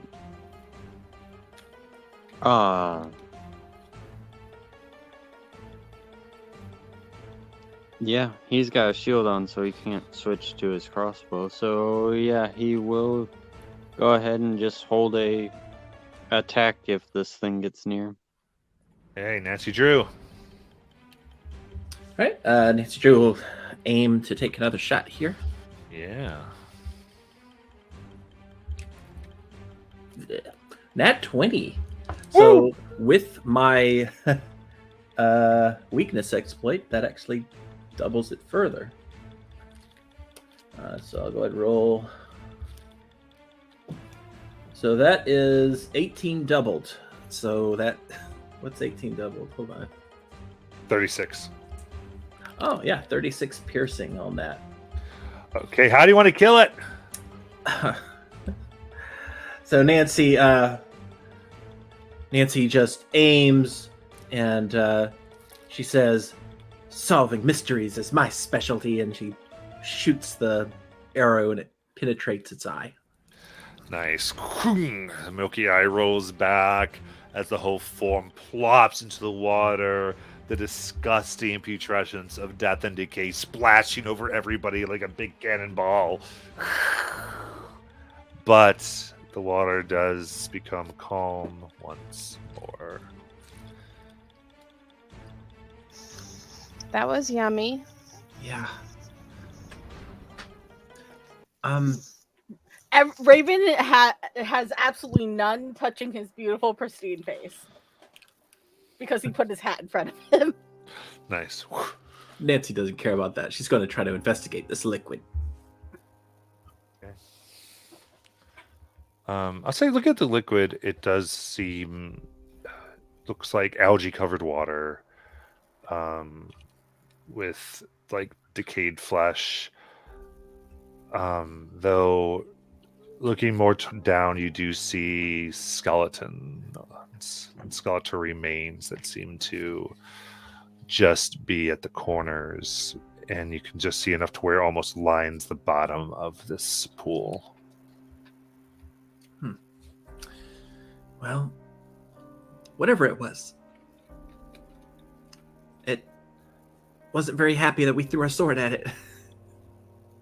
No, maybe this is what killed all those people.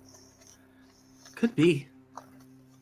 Though, wait, was it dripping algae when it came out of the water? It had some on it, yeah. There'd be a trail, right? Does there look like a trail of algae coming out of the pool? Well, it never left from, like, when you saw it, it came straight up and down. Oh, I know. I was just seeing if it's left this area recently by looking No. around. But looking around, you do see 2 piles of dust. Oh, could be ashes. Could be.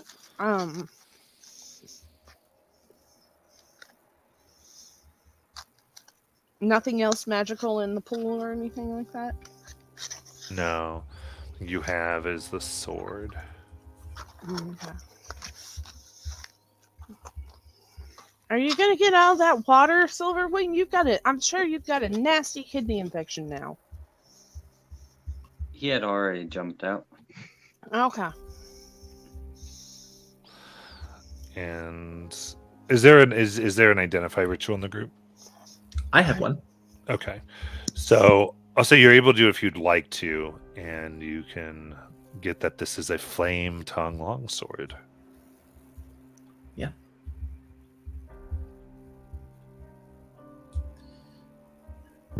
Oh, I have something. Do we need to take a small break or anything like that? Yeah. I could use the shortest of rests. All right, Yeah. so I will pull out a rope, and I'm gonna cast a rope trick. Follow me, everybody, as I climb up my rope. Nice. Make a little Yep. short rest. All right. My extra dimensional space for a little Prior- short rest. Prior to going up, he would take a deep breath in, using second wind before going up. You sure you want to Second do wind? that We're before getting your ready to do short a- rest? Yeah. Oh, because does it recharge at a short rest? Yeah, Okay, yeah. Okay. it That's does. why. And all right, it hit me a means second, I let me go, won't that's have to waste the hit die. Right. That's a good use of your ability. Makes sense. Absolutely. All right. So you come up and then let us take our official short rest at Awesome. the same time. Reminds me of the secret of the wooden lady. Wow, it's really spacious in here.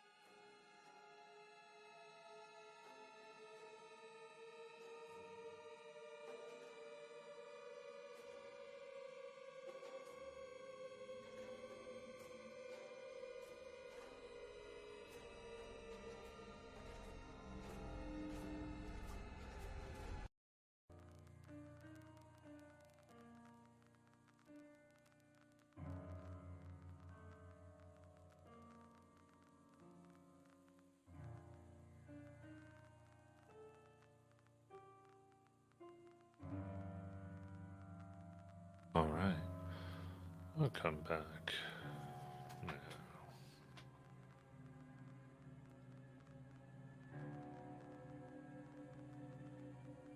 Everyone finishes long rest as the characters do. Come out of the rope trick. Tell me what you'd like to do.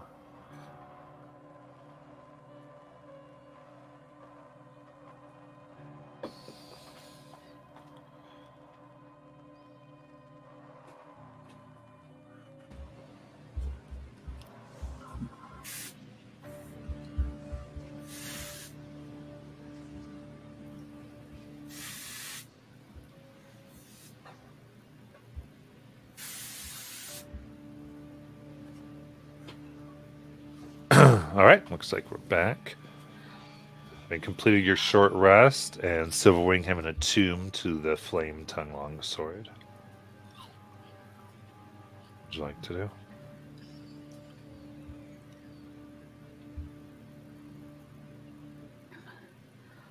Raven's going to pop his head out of the rope trick to see if anything nefarious has approached during our rest. Look around. Down into midair, upside down. The head just popping out of existence. Boop. He's Yeah. holding his hat on his head. Nice.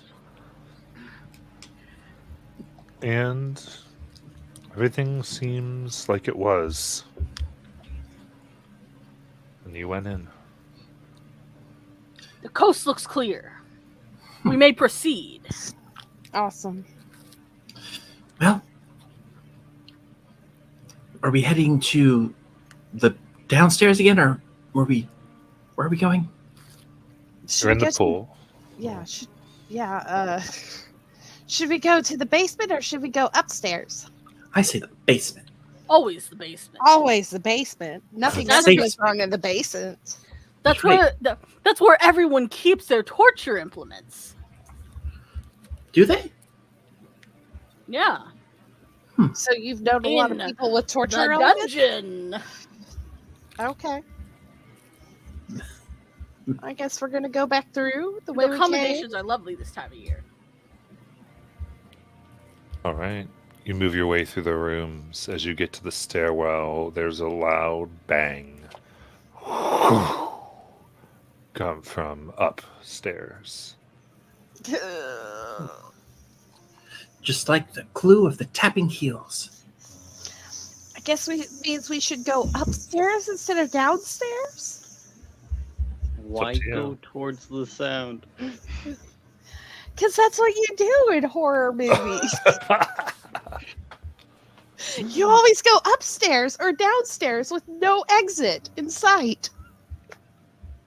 But it's a trap. They're trying to draw us away from the important thing that we're probably going to find. I say nay. I say we charge forth into the basement. Okay. After you. This reminds me of the Moonstone Castle mystery. Raven goes forward. I follow. As they start walking down on the stairs, you just hear flame on, and all of a sudden the sword glows in a bright light and it starts on fire. And he says, I always wanted to say that. Maybe the person with the light should go first. Yep. After you. All right. He sheathes the sword and says, I don't know what you're talking about the light, as he steps towards the back. Raven relights a torch and charges forth. Okay. Okay. You move down the stairs, and there is a door that's just somewhat open by about a half an inch. Should we take a look inside? Can I hear anything coming from that room? Listen closely. There's no sound. Well, it doesn't sound like there's anything in there. It's probably safe then. Okay, go ahead. Okay. She'll turn the knob. It's already open. You don't need Oh, to turn push it it off. open. You push it open, and see the room.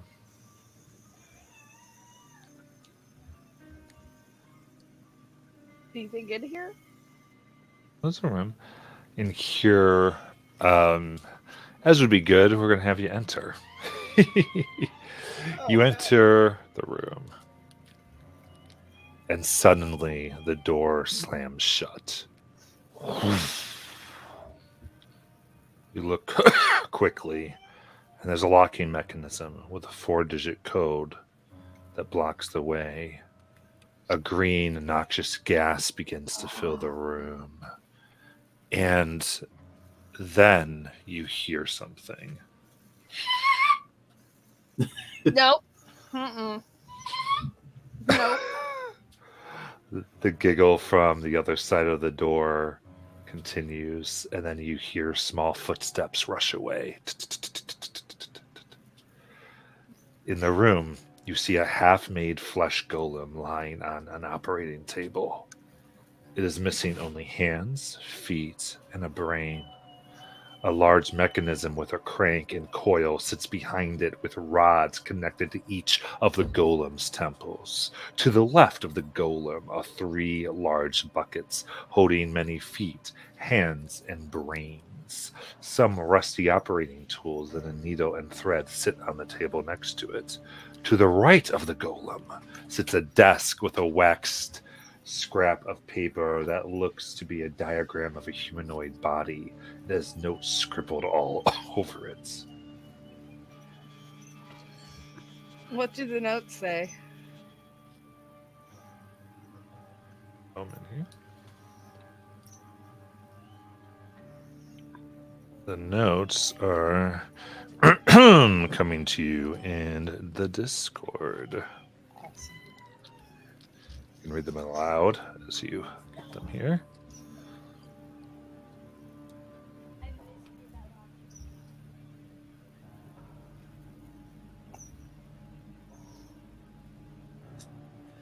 Well, I'd need 10 minutes to guarantee myself the ability to decipher through this, and we don't have 10 minutes because there's a gas coming into the room. Okay. Hands 2738.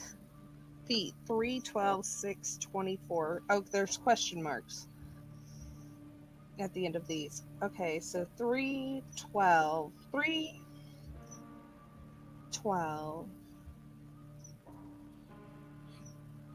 624 2738. 2 plus 5 is 7.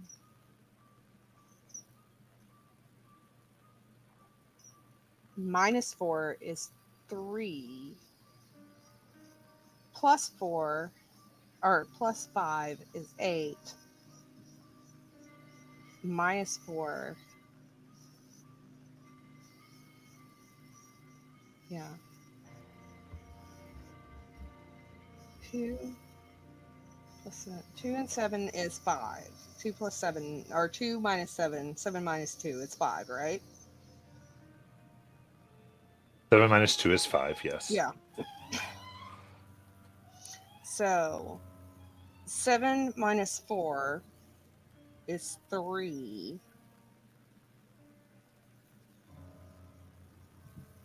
5, 4, and then it's plus 5. So 8 minus 4.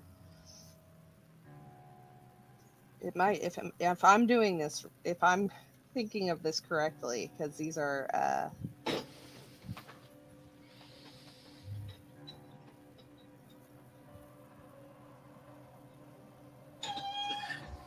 Um, 4, yeah. So the last number should be 4. on hands. Okay. And you find is at that point, as you look through, you can find a hand with the numeric indication of 4. I'm gonna put that there. Put that on the hand, where the hand should be.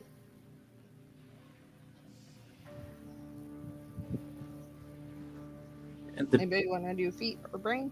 well, the door, you said it had a locking mechanism? Hmm? A 4-part locking mechanism? Yeah, this is Yeah. only 3 numbers though.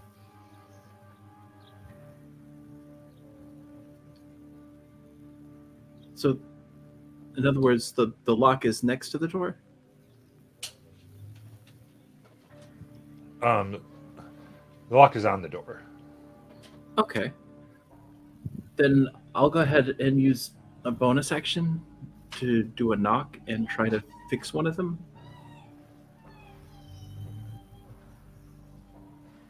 All right. So as one mechanism opens.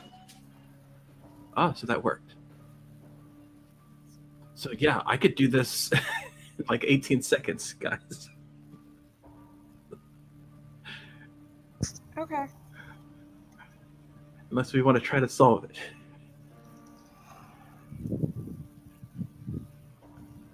Okay, I'm gonna be honest with you guys. I've already done above table. I've already done something with this exact riddle. I just don't remember what the actual numbers are. So you guys do what you want to do. So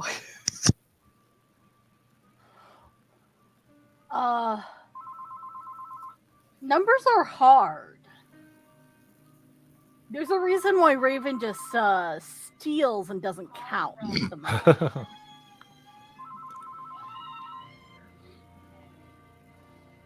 The only reason I mention it because it's one of her features as a detective is to be able to do stuff like this quickly. But if anybody wants to try to solve it, I'm not going to take that moment away from you. My character has an intelligence of 8 and is terrified of this place, so he I kind of want to solve it because I think it's a fun little thing. I think it's a fun little riddle, and Okay. so because okay, so on feet 12 minus 3 is 9. So 6 24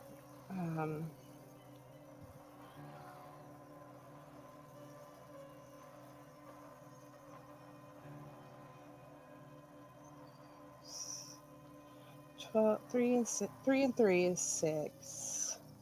12 and 12 is 24. 6 is 6.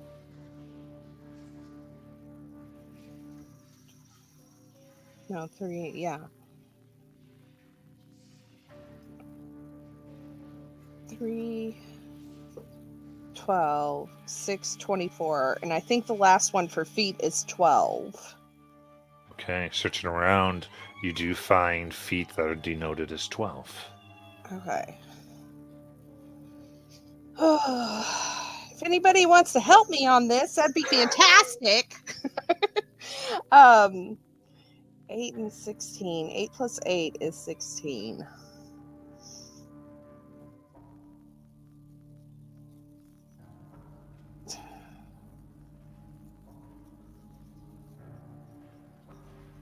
Mm. 8, 16, 22, 44.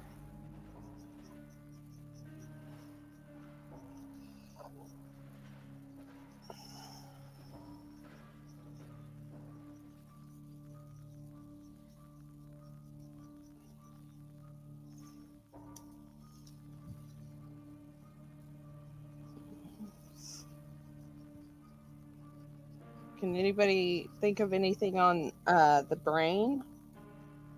8, 16, 22, 44, and then a question mark.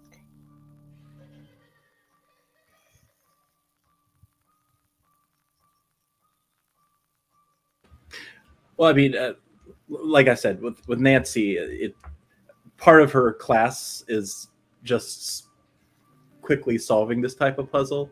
So that's Gotcha. why I don't want to step in because she will literally just solve it like that. Okay. Well,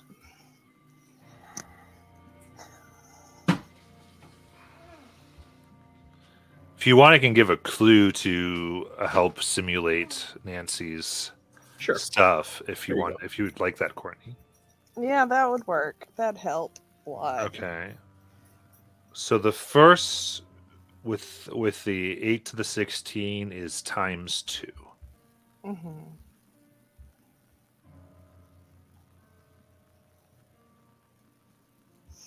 Times 2. Then you'd figure out what's happens to the 16 and 22.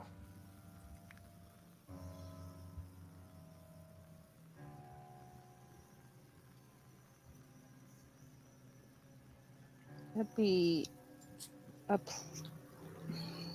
See, the only thing that I can think of is +6. I am not that great at math. Okay, so +6. Okay. And then times 2 is 44. I'm gonna go with +6, which is 50. And you find the brain denoted as 50. And then I'll put them all together, put them all where they're supposed to be, and there's a switch, right? All right. So for each body part, I need a medicine check to attach correctly. That'll be y'all.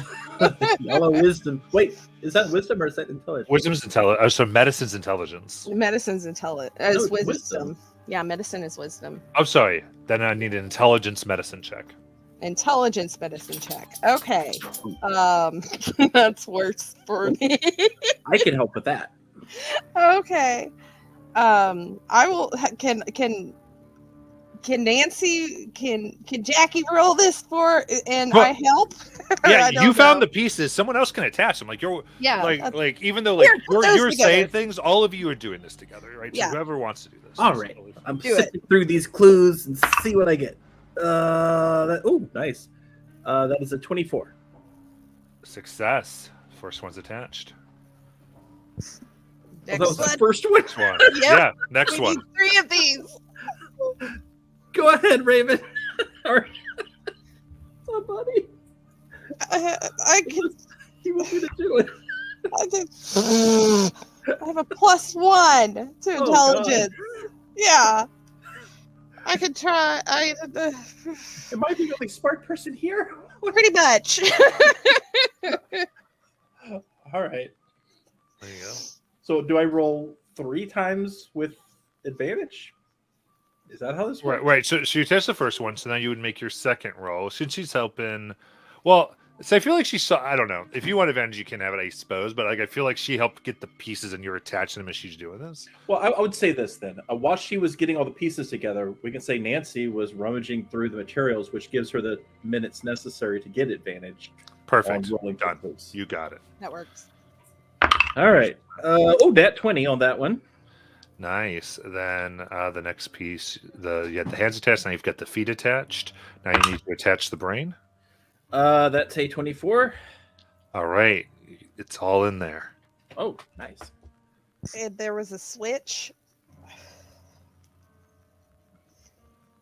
Yep. There's a big thing. Then I get probably Nancy. I need an Arcana check. Oh, joy. Arcana. Oh, I'm good at that. I forgot that was intelligence. So that is a. Oh, hold on. Yeah, that's a dirty 20. All right.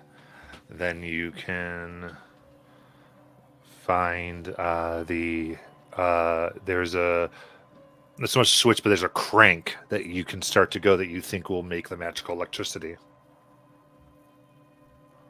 Crank it. Yep. Guess so. Should be in cranking. All right.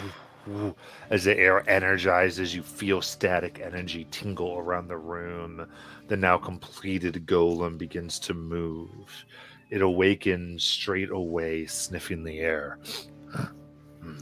Move It out of the way. moves guys. quicker than you expect and rushes towards the locking mechanism on the door, pushing 4 digits. And the door opens. And the gas clears.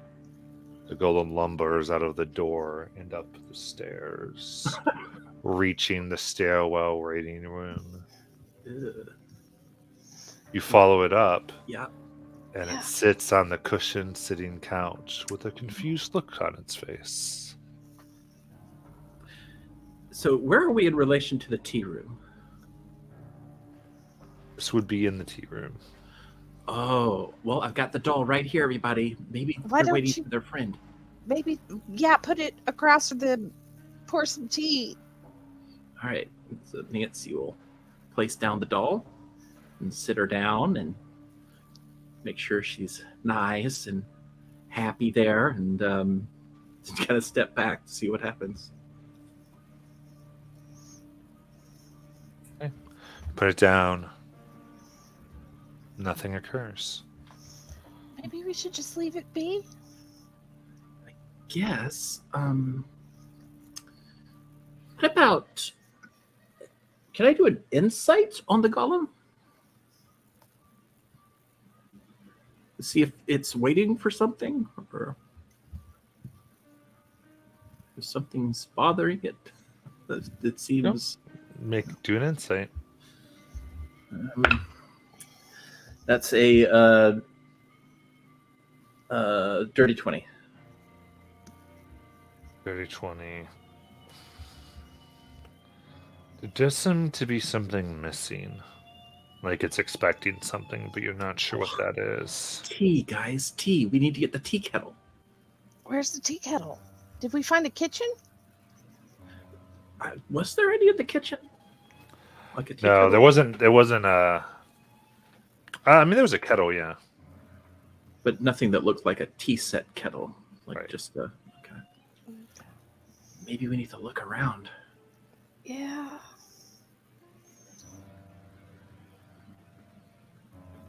Maybe we should go upstairs, see what we could find up there. Maybe there's something up there. I don't I know. agree. Okay. Are we ready to go upstairs? I am. Okay. I'm guessing from your guys' silence that you are too. Silverwing, Raven, you alive? Poke, poke. Sorry, I was muted. Raven was just agreeing. Oh, okay. I'm dead. You're dead. What? When did this happen? No, that's a joke. Bad joke. A joke. It was a joke. Okay, we got you. All right. Yeah, so upstairs we go. Yep. Okay. Then you go upstairs.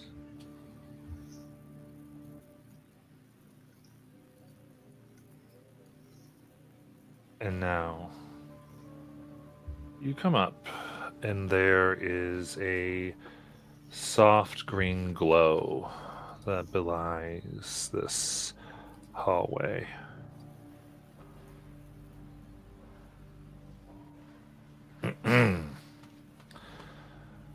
And as you look the different directions, seems eerie. Something's off. But there seems to be no source of light.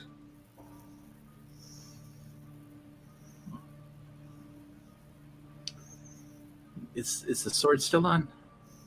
No, he put it away. Raven, do you have a torch?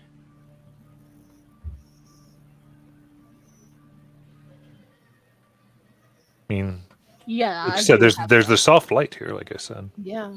Was there laughter on that music track? Is that what I just heard? Hmm. Okay. All right. And you look, and on a chair,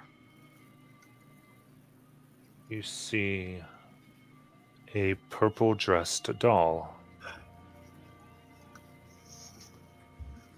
red hair in pigtails, with nice purple bows tying them up with soft curls. Okay. Now this doesn't look ominous at all. Yeah, it's just a doll. I mean, the last doll was fine. And I kind of kneel down and say, "Hey, what's your name?"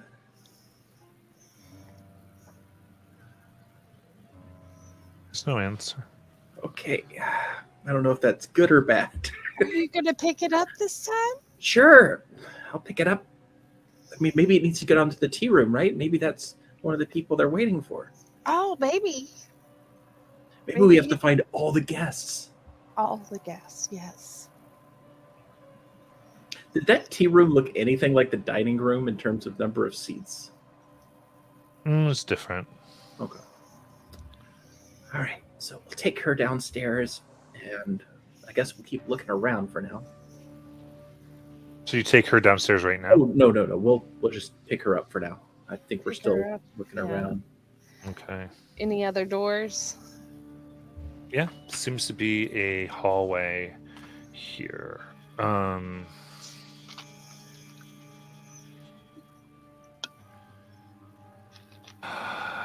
And you look, it seems the hallway goes to the north, the east, which ends in a door, and then south. Down the south hallway, you see two doors on each side of the hallway that goes down. This is about 50 feet long, with double doors being the last one on the left side. And then at the very end, there is another door. Does it look like the dining room that had similar doors? No, it's different. So, and then there's a hallway north and the hallway east. Okay, so we got two hallways, two doors, There's three hallways. three hallways. So one is north. One is north and then takes a sharp turn right. You can't see where it goes. Okay. One is, west, and there is a door on the north wall where it ends. And then one is south, with the west wall of the south one having two doors, the east wall having two doors, and then on the southernmost port of that hallway, there's another door. Oh my goodness. There's so Okay. many doors in here. Maybe we should start with the one that has the least amount of doors that we can see. Yes. That sounds like Are a any good of them green? green. Green. No. Any of them red? Purple.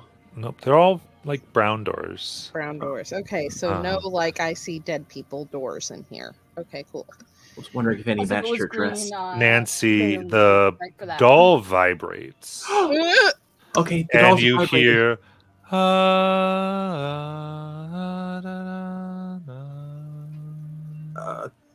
as it begins to sing to you softly.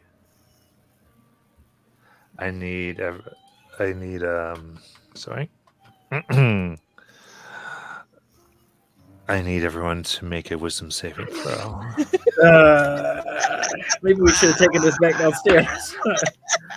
That's a 15. That's a 15 here too. A 21.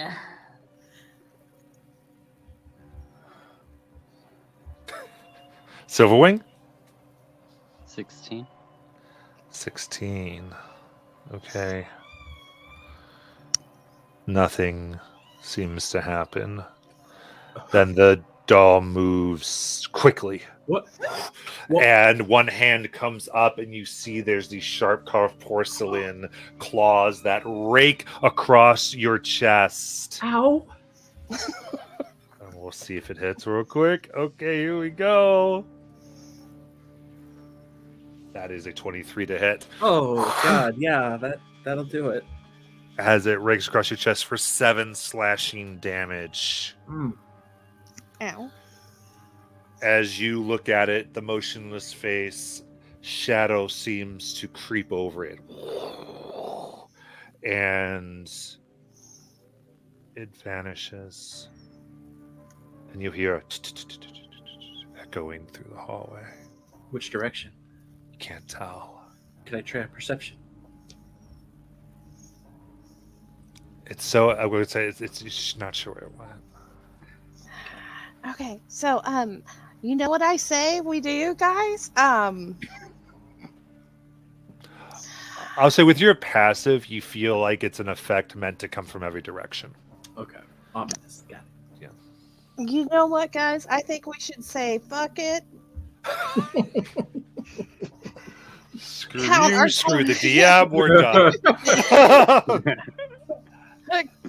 Count our losses and just move to, I don't know, Taldore. I want to try kids on bikes? No.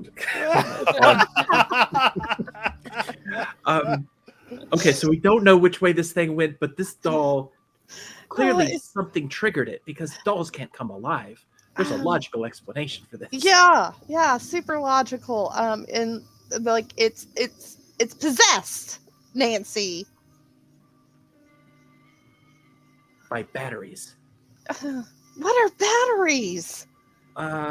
They're tiny little instruments that are used to send signals into objects and power them up. Raven's gonna kind of like place himself in the center of the room, and he's going to basically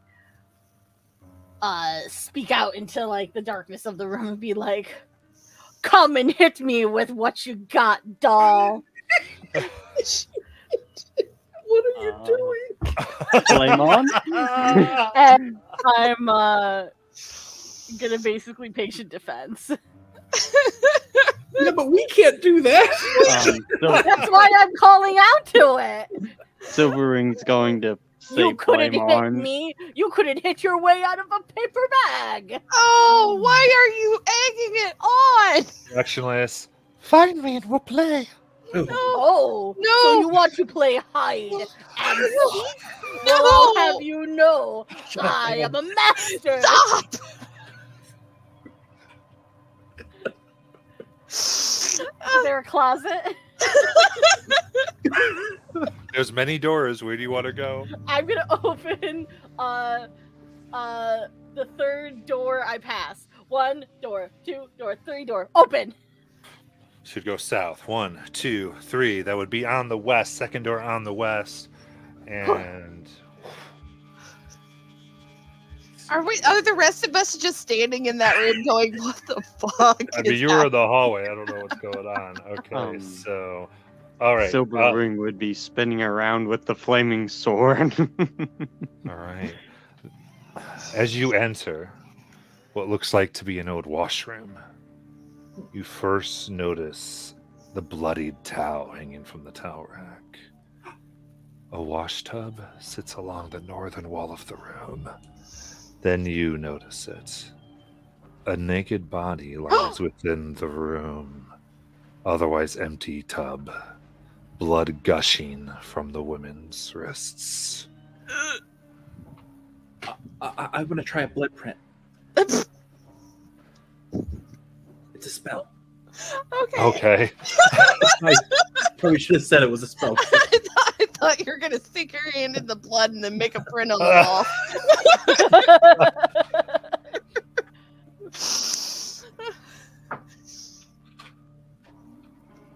It helps me determine the kind of creature. See if it's human, deer. Okay. What do you do fully with the spell? So Nancy takes out her magnifying glass, and she takes out a little strip of paper to kind of blot out the blood here.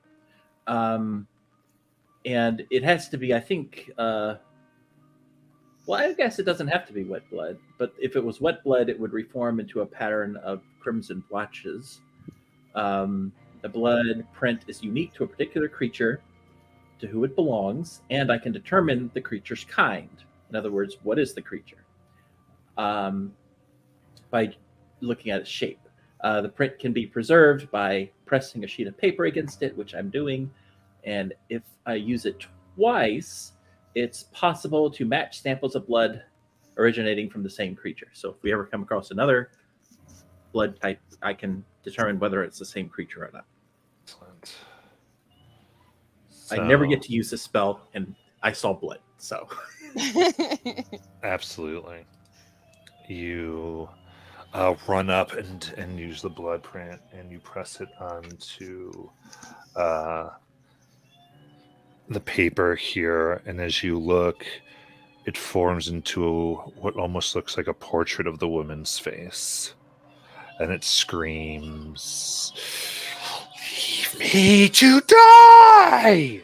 And Is it human? it is a ghost, undead, as is undead type, as then the body rises and the blood flies into the air, and the dead eyes look towards all of you as it screams as well. Roll me initiative. Fudge. This was my favorite room to make. Reminds me of Yeah, The Shining. you love making bathroom stuff. I figured that out already. But I like making bloody towels and bath. Ah, that makes sense. Oh, yeah, I see the towel rack. It's so cute. There's the blood spatter. It's really far away from that tub, though. She's got to put water everywhere. Right. Or blood everywhere. I mean, depending. Oh, Could baby. be Bloody Mary's bathtub. Is that like That's a also a really big bathroom. yeah? Is that like a spa bench over there, like a Yep. like a heating room? Love it. Oh, perfect. So, Look, maybe she had an audience. This house is messed up. Well, we're the audience. okay, Anya, you get to go first. Oh, favorite foe. All right, so I get to make 3 attacks this. Nah. 16 plus 8.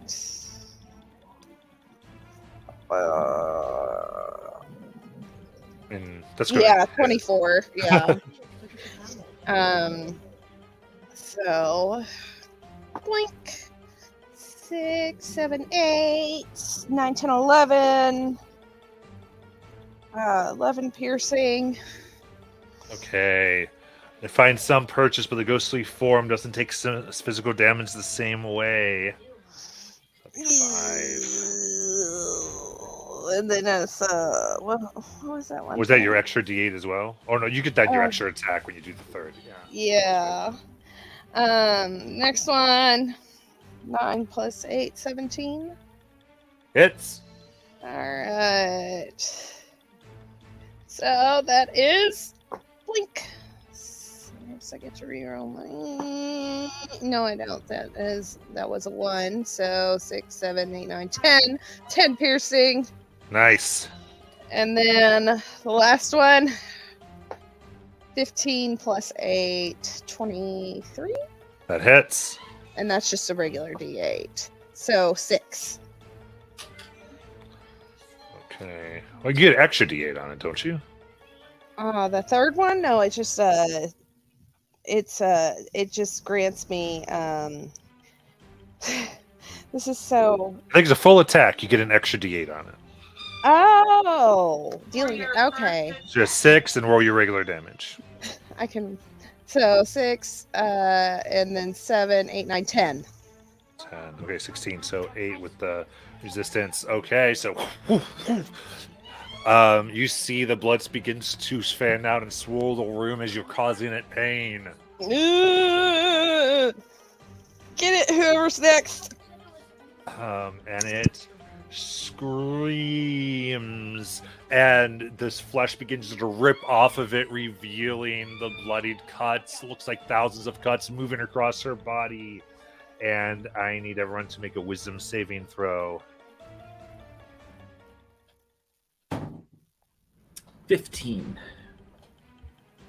No, it's a natural 1. That's a 9 on my part. Okay. So, Anya and Raven, both of you are frightened by this horrible visage, but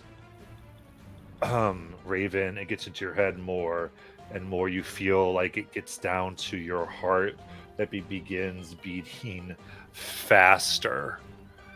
And it's as if it's your blood that flows in the wrong direction suddenly. And your knees become achy. You watch as Raven's hair begins to fall out. Your skin Oh, becomes shit. slack as you add 40 years to your age.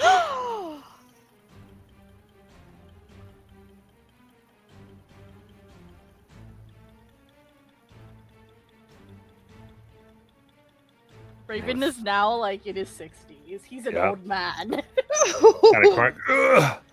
Nancy, My it's your back! turn. My teeth!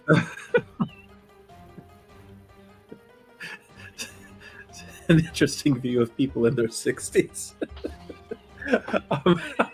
I'm going to. I assume nobody's close to this ghost.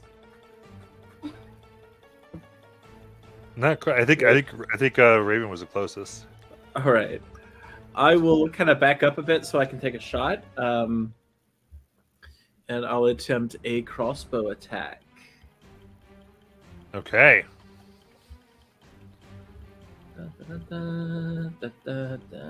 13. 13 hits. Ooh. All right. Exploit weakness. There we go. And that is a 22 damage. Nice. And that. What do you think the weakness? Describe that to me on the ghost.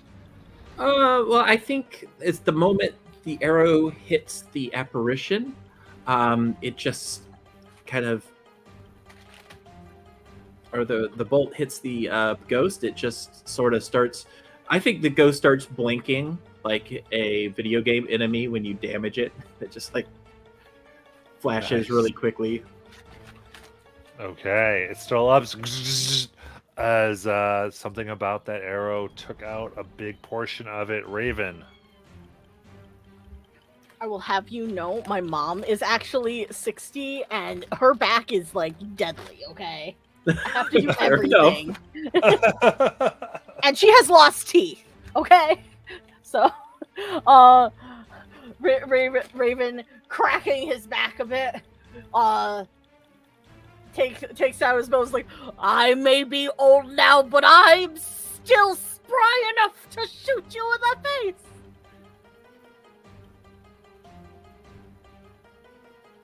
For 19. That hits. And the It's other so one good if you is missed. 25.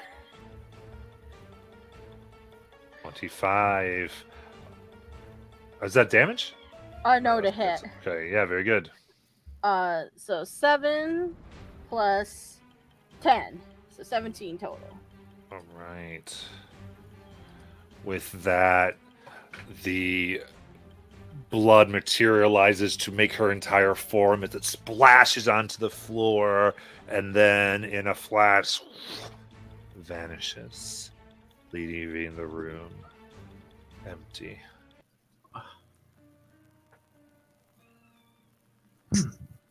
Wait, is Raven still older? Yes. Oh, my hair! My beautiful hair! Put on your hat, Raven. Yeah, It is cover up. It looks good.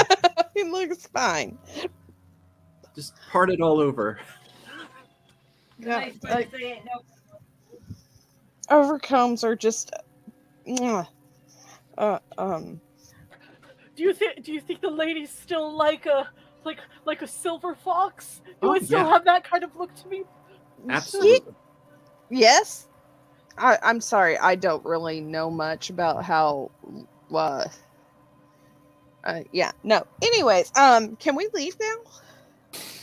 Well, before we go, see if there's anything in here to help Raven. So should we choose a different room? What about the tub? We haven't really. Is There yet. is it filled with blood still? No, but it is stained red. Can I try a deeper investigation of this blood? Or just try to wipe it down to see if. Maybe it's like Bathsheba. Get in the tub. Raven, you want a bath? Not really. All right. Looking deep, you can see that it's been emptied. There seems to have been, at some point you see like the scrapes of buckets, as though that's what it took like to empty the amount of blood in here at one time. And there are long, in parts of it there are like claw marks in the porcelain. Did it look like the ghost got away, or that we killed it? You killed it, Oh, or discorporated it for the moment.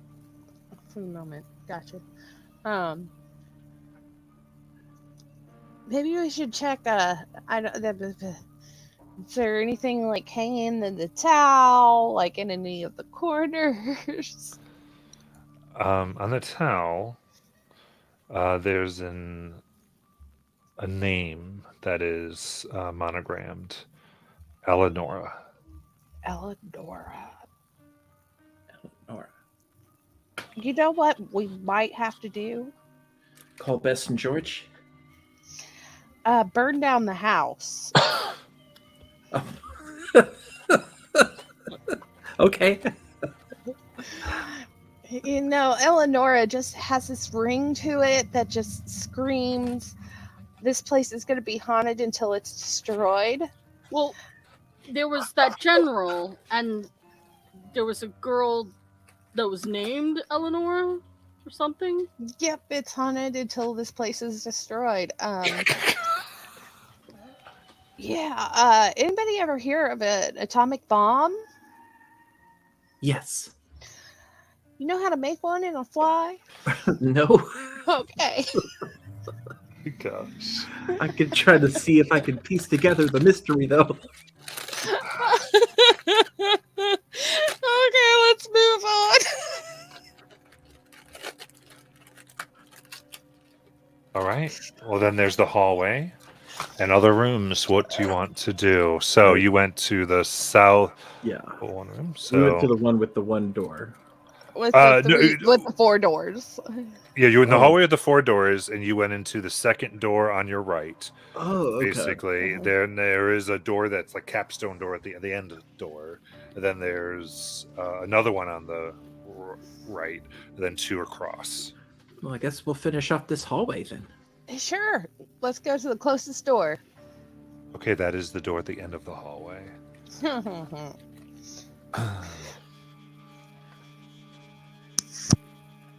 As you approach, there is a thumping sound. It gets louder as you get closer. It's still. You want to see what's making that thumping sound, Nancy? Yes. Sure. We are a bunch of, like, scaredy cats. Let's see what's making this thumping sound. Trying to open the door. Yep. Solving the mystery of the locked door. Okay, it's locked. It's locked. Okay. Well, I cool. can open that. Or unlock it anyway. So I'll take out my trusty skeleton key. I thought you were gonna use that one thing that you were talking about using to look on the other side of the door without opening it. Yeah, I can do that. So she'll sit down and take out a. This is her. Oh, here it is. Her glass eye, and so she puts the glass eye on the floor, and begins a ritual cast of clairvoyance. The sea on the other side.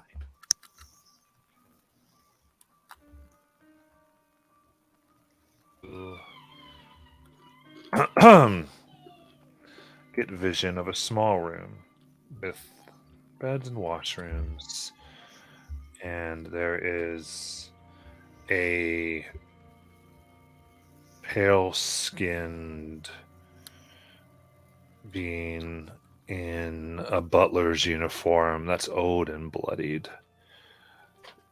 It's banging at the door with a long tongue that snakes out and almost moves as its own like a serpent.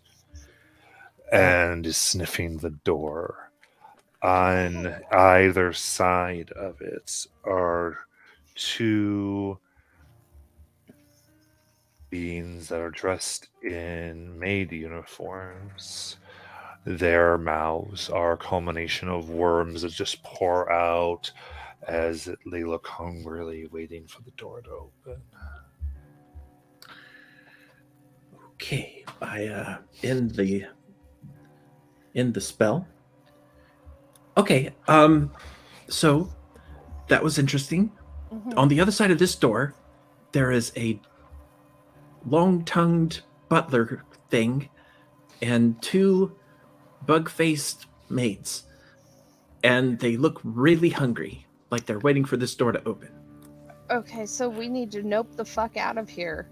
I think they smell us. Let's leave this room alone. All right. I didn't see anything else important in there, in other words, right? Correct. But the door was locked. Right. And your key only casts knock. Right. But I'm not opening it. No. Right. I'm not unlocking it either. I'm just... Oh, wait. That's I forgot. You did do knock. You declare voice. No. Yeah. Yep. Thank you. Sorry. Yep. All right. So, we'll go to the next door. Yep, next door. Okay, the next closest is the double door. Oh, double, not devil. Gotcha. Oh, sorry. No, you're fine. The devil door. If anything else has told me, the whole thing is a devil door. It's cool. It was one of those I heard wrong type things.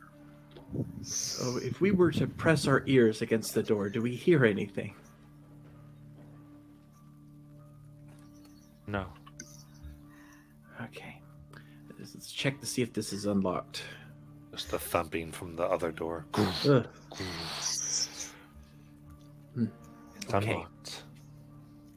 All right, let's go in, gang. I have my bow and arrow just at the ready right now. Nancy Drew has her magnifying glass out as she peeks into the door.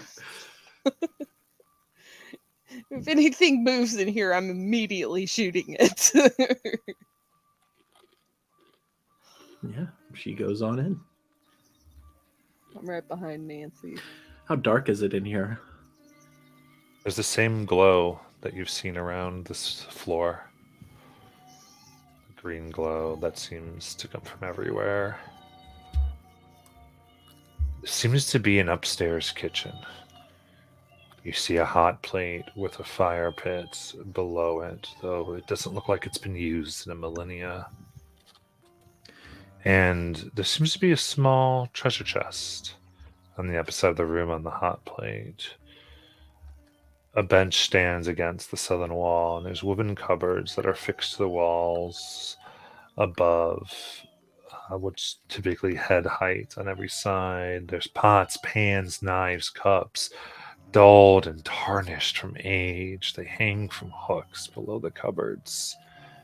Then along the southern wall is a hole in the floor, which I'm not sure precisely what. Could be big enough for a medium-sized creature to fit through. Is there a door connecting this one to the room with the butler and maids? There is not. Oh, good. That was. With my bow and arrow at the ready, I'm gonna go and see what I can see down that hole. And I do have 90 feet of dark vision. Can any of you check that chest for magic? See if it's... Make a perception check. For Anya, she's going to try to look down the hole. Yes. Disadvantage? Oh, I rolled a 19 and a 20 on the dice, so that is a 25. Begin entering, and the air grows colder. The cupboard doors move slightly with a creak all by themselves. Do you continue? There's a bit of a chill in the air. Do I continue? You know what? Fuck it. Yeah, I continue. I'm not a scaredy cat. I'm good. Let's do this. Come at me, bitches. I'll shoot at anything that comes at me. Okay.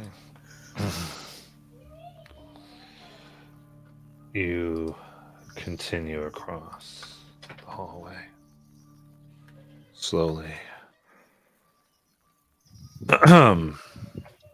And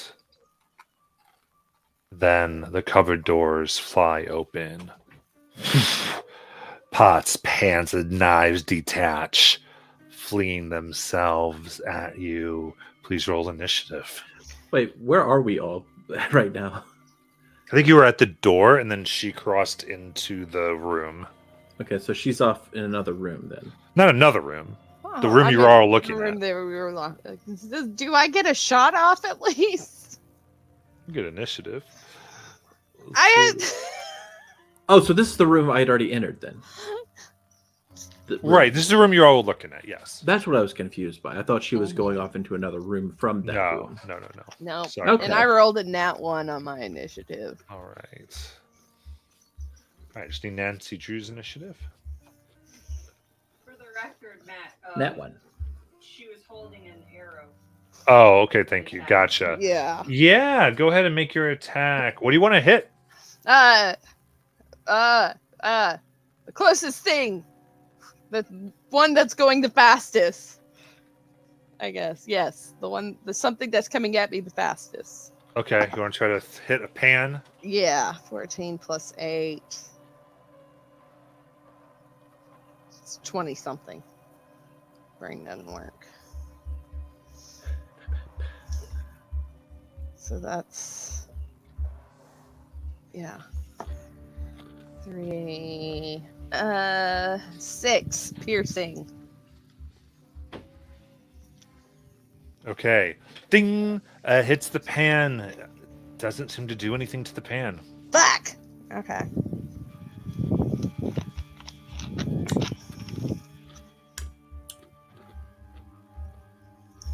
Cool. Okay, in that case, Raven Cow. Okay. So, are they are they essentially operating as just is it like just a pan and like the other cutlery, or just a pan? There's like knives and pans that seem to, like, the cupboard open and like flung them. Okay, so it's like just a mass of animated stuff as one entity that I'm shooting at. You look, and it looks like they were almost tossed as opposed to animated.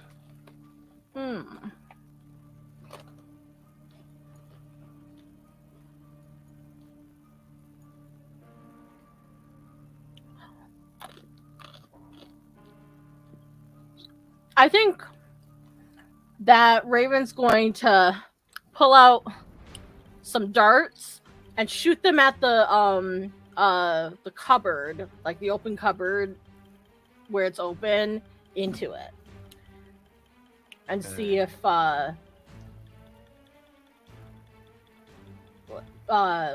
the way you describe it, and I think the way Raven's thinking, that maybe the cupboard is like you like shooting it at us like it's like ammunition.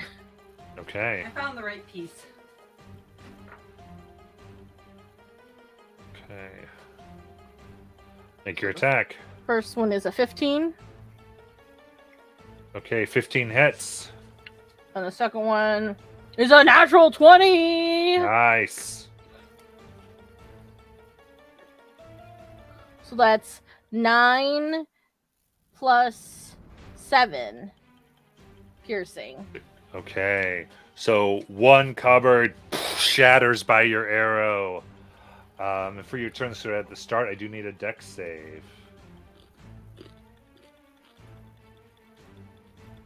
17. 17. Okay. You're able to avoid the pans and the knives. Anything else? That's one covered down. That's it. Okay. Then Anya. Oh, what? Oh, okay. Yeah. I see that, so I'll shoot at the next cupboard. So, first attack. 19 to hit. Okay. Oh, and favorite foe it. Got it. Yeah. Cupboards are your favorite foe. Cupboards are my favorite foe. 6, 9, 12 damage. 12 piercing damage. Okay, second cupboard goes down, shattering to splinters. Forgot to start. Didn't need a deck save. Oh, yeah. Dex. 18 plus stuff. Okay, you're able to avoid staying low to the ground, firing. Alright, so next attack. Poink. 7 plus 8. 15. 15 hits.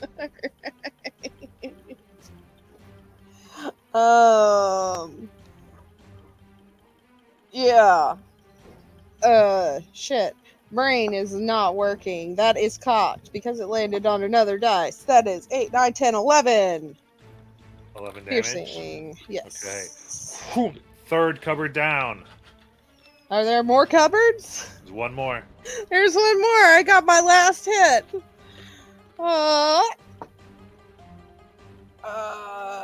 17 to hit. That hits. Right. 6, 7, 8, 9 piercing. Okay, that cupboard is damaged but not destroyed.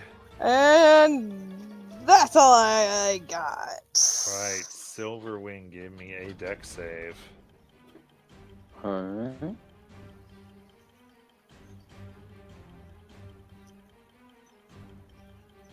Uh, 16 for the deck.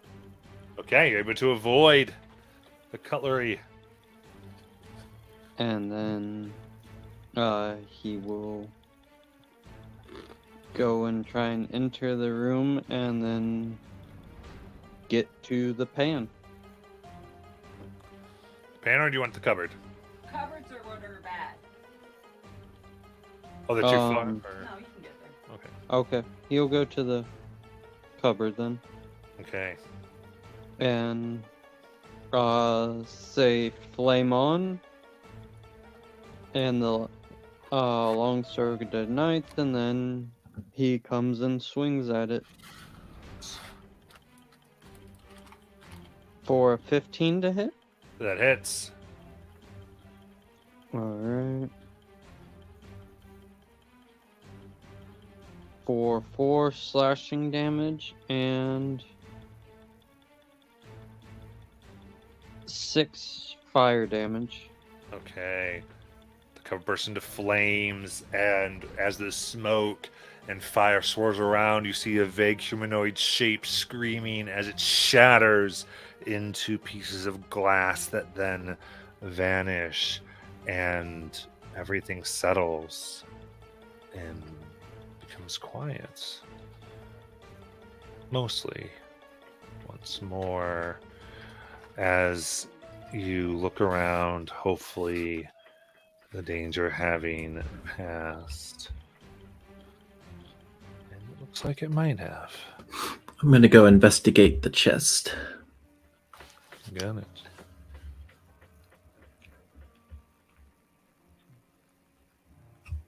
Going to the chest. It is locked. All right, I'll go ahead and unlock it. It's with your skeleton key? Yep. Got it.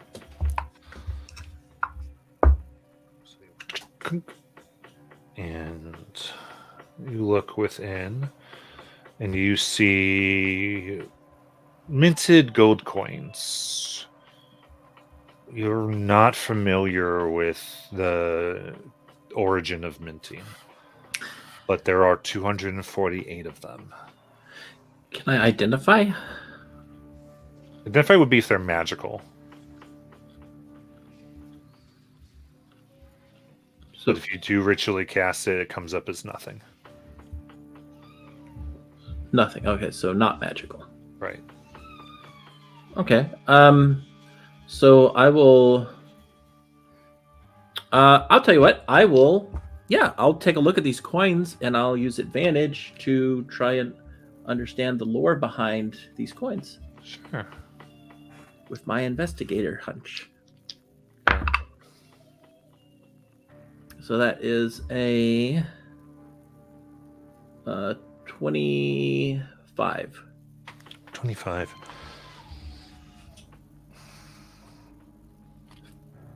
Look at close, and the marking is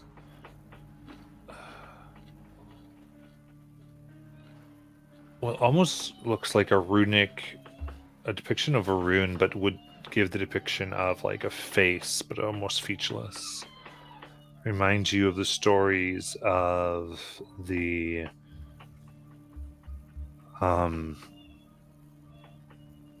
symbols of one of the old flying cities of Exandria called Zendchaya. What happened to the city? What precisely happened, no one quite knows, but is assumed like many of the others, it fell. Some thinks that it resides under the Shattangrand ruins within the Jundalian Empire. All right. So I'll take these coins. You said there was 250 of them? 248. 248.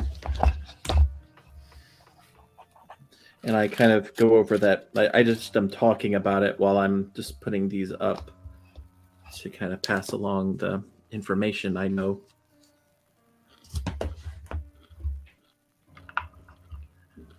So it's interesting that they have currency this old, and it's just sitting out here in a kitchen. Unless maybe that's what the ghost was protecting. Maybe it is protecting the coins. Maybe if we like move the coins out, the hauntings will go with it. Worth a shot. Yeah. There's still 2 doors in this hallway. Wait, is one of those doors the knocking door? No. No. Oh, okay. All right. There's 5 total doors here, and you've explored 2 and clairvoyance the 3rd, which was the door. Next one down. I've already opened a door. It's somebody else's turn. Okay. I'll open the next door. Okay. You open.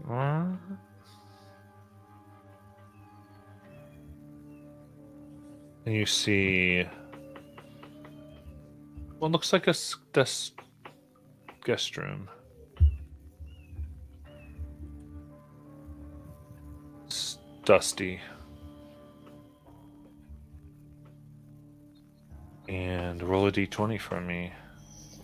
Beautiful. 17.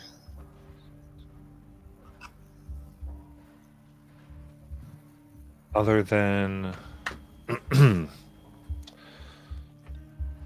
looking at this room with just a dusty, you don't quite see anything except on a nearby table right next to the door where one might put a book or a candle.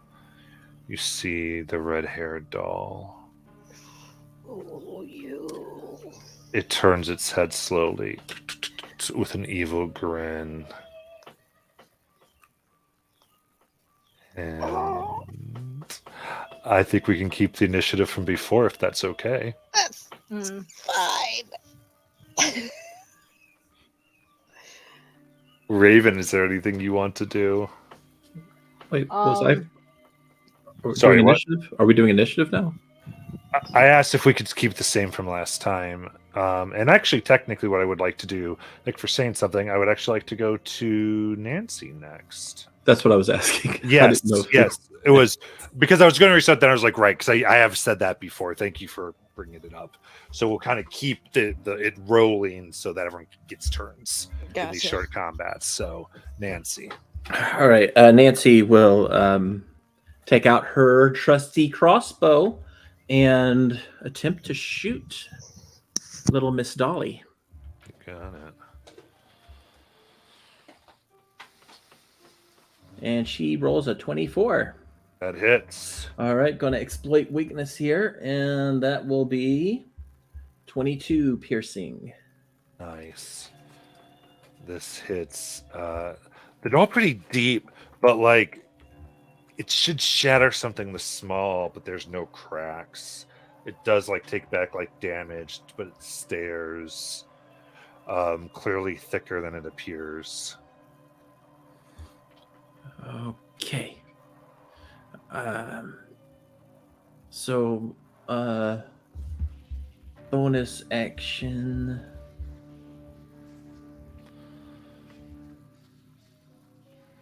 No, I'm not going to do that. Yeah, that's good. That's good for now. Got it. Then Raven. Okay.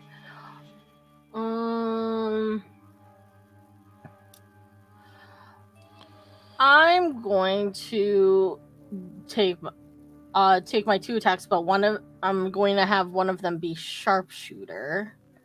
So if I remember correctly, that's -5. Yes. Right? Yeah. Right? Yeah. Yes. Okay. So,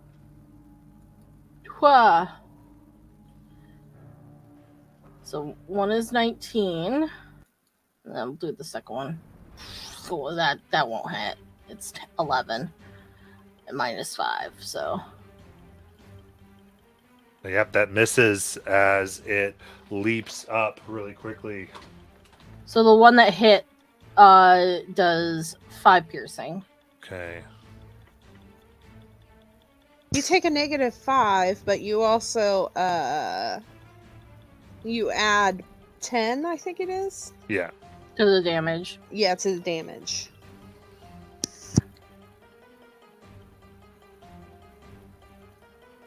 But one of my rolls was a 19 and the other was 11. I was going to probably do the second one. I was thinking of doing the second one as that, so I'm just gonna take the 19. Okay. You got it. And then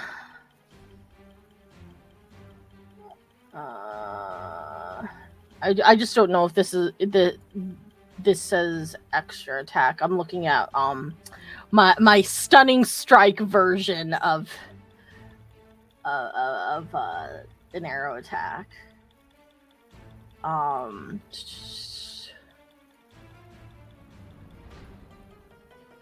So it basically operates like one of my key point arrow extra arrow attacks. So then seeing that I missed one, I'm going to pull another one and kind of like aim it towards like a joint in its hip and try to wedge my arrow into like stun it. Okay, so you got a hit.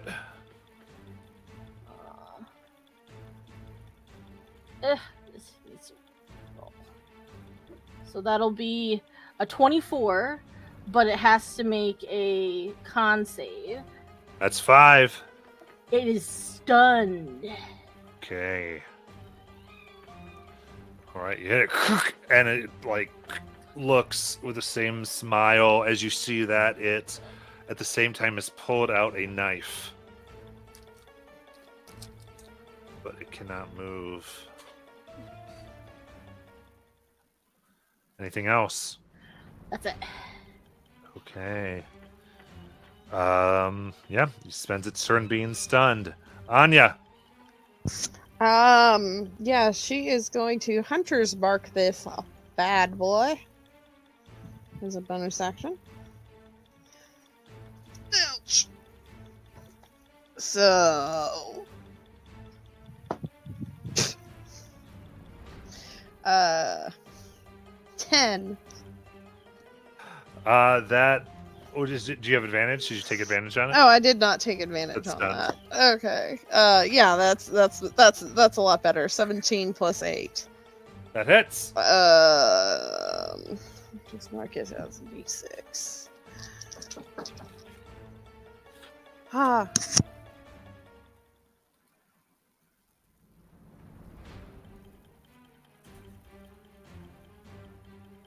That is 5, 6, 7, 8, 9 piercing. And Alright. then second attack, poink. Double 16s on the dice. That hits. That is. I'll reroll that. Same thing. 6, 7, 8, 9, 10, 11 piercing. And then this is a new. I get that. Dread Ambusher, right? This Yes. is Yeah, okay. Yeah. Okay, I was just double checking. And then a natural 16 plus 8, so 24 to hit. That hits. And then 8 piercing. Nice. Yeah. Alright, and that's all I got. Silverwing. Alright. Silverwing's going to run towards the doll. With the flaming sword in hand. And come down at it. Okay. And that is an 18 to hit. That hits. That will be 10 slashing damage. And 4 fire damage. All right. You see it being a doll, still is vulnerable to fire. It takes 8. And then after that, he comes back for another slash.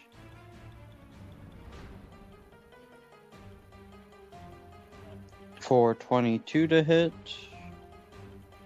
That hits. For 8 slashing. And 5 fire. Very good. So 10. You see a bunch of cracks in its eyes darting, unable to move. Anything else? Nope, he'll end his turn. All right. Nancy Drew. All right. Is there enough room to flank that dolly, or no?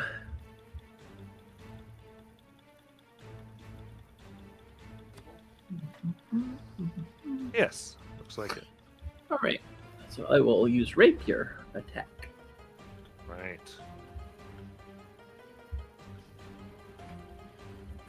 And that does it's a dirty 20 to hit, That hits. and double this to 18 piercing. Nice. And that'll be my turn. Okay, Raven.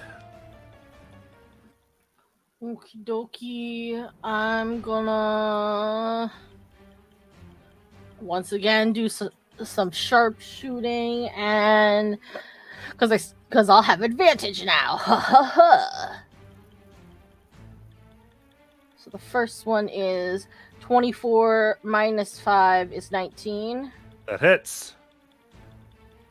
And I can do sharpshooter on both of them, right? Yeah. Okay. Then I'll do it on the second one, which is 24 minus 5 again. So that's Yep, both are hit. So it's plus 10. So the first one is 19. And the second one is 20 piercing damage. Nice. All right, looking awful, but it's still up. And that's my turn. Okay, so the stun ends. And it will Oh, I just knocked his head off. turn quickly to Nancy Drew as it has its knife. Tries to take a quick cut at her for 16 to hit. Yep, that'd do it. Okay, we use the second one for 15 to hit. They both hit. Oh, I'm sorry. What did you say? A 16 and a 15 to hit. Yes, they both hit. Okay. So that's a total of the 2 knife slashes quickly for 27 damage. Ouch. She looks in real bad condition. And looks at everyone around. The head slows turning and falls off the table into the shadows and vanishes. Yeah. Nancy Drew's bleeding all over the place. She's got 3 hit points. All right. As Nancy Drew bleeds, the doll fades into the darkness. We'll end this part of it for tonight and continue to part 2 of this thing next week. Anyone watching, thank you so much. And of course, thank you to those who are playing, and some people to make it next week and some will not for this part. But we'll see you then. Everyone watching, thank you so much. Bye.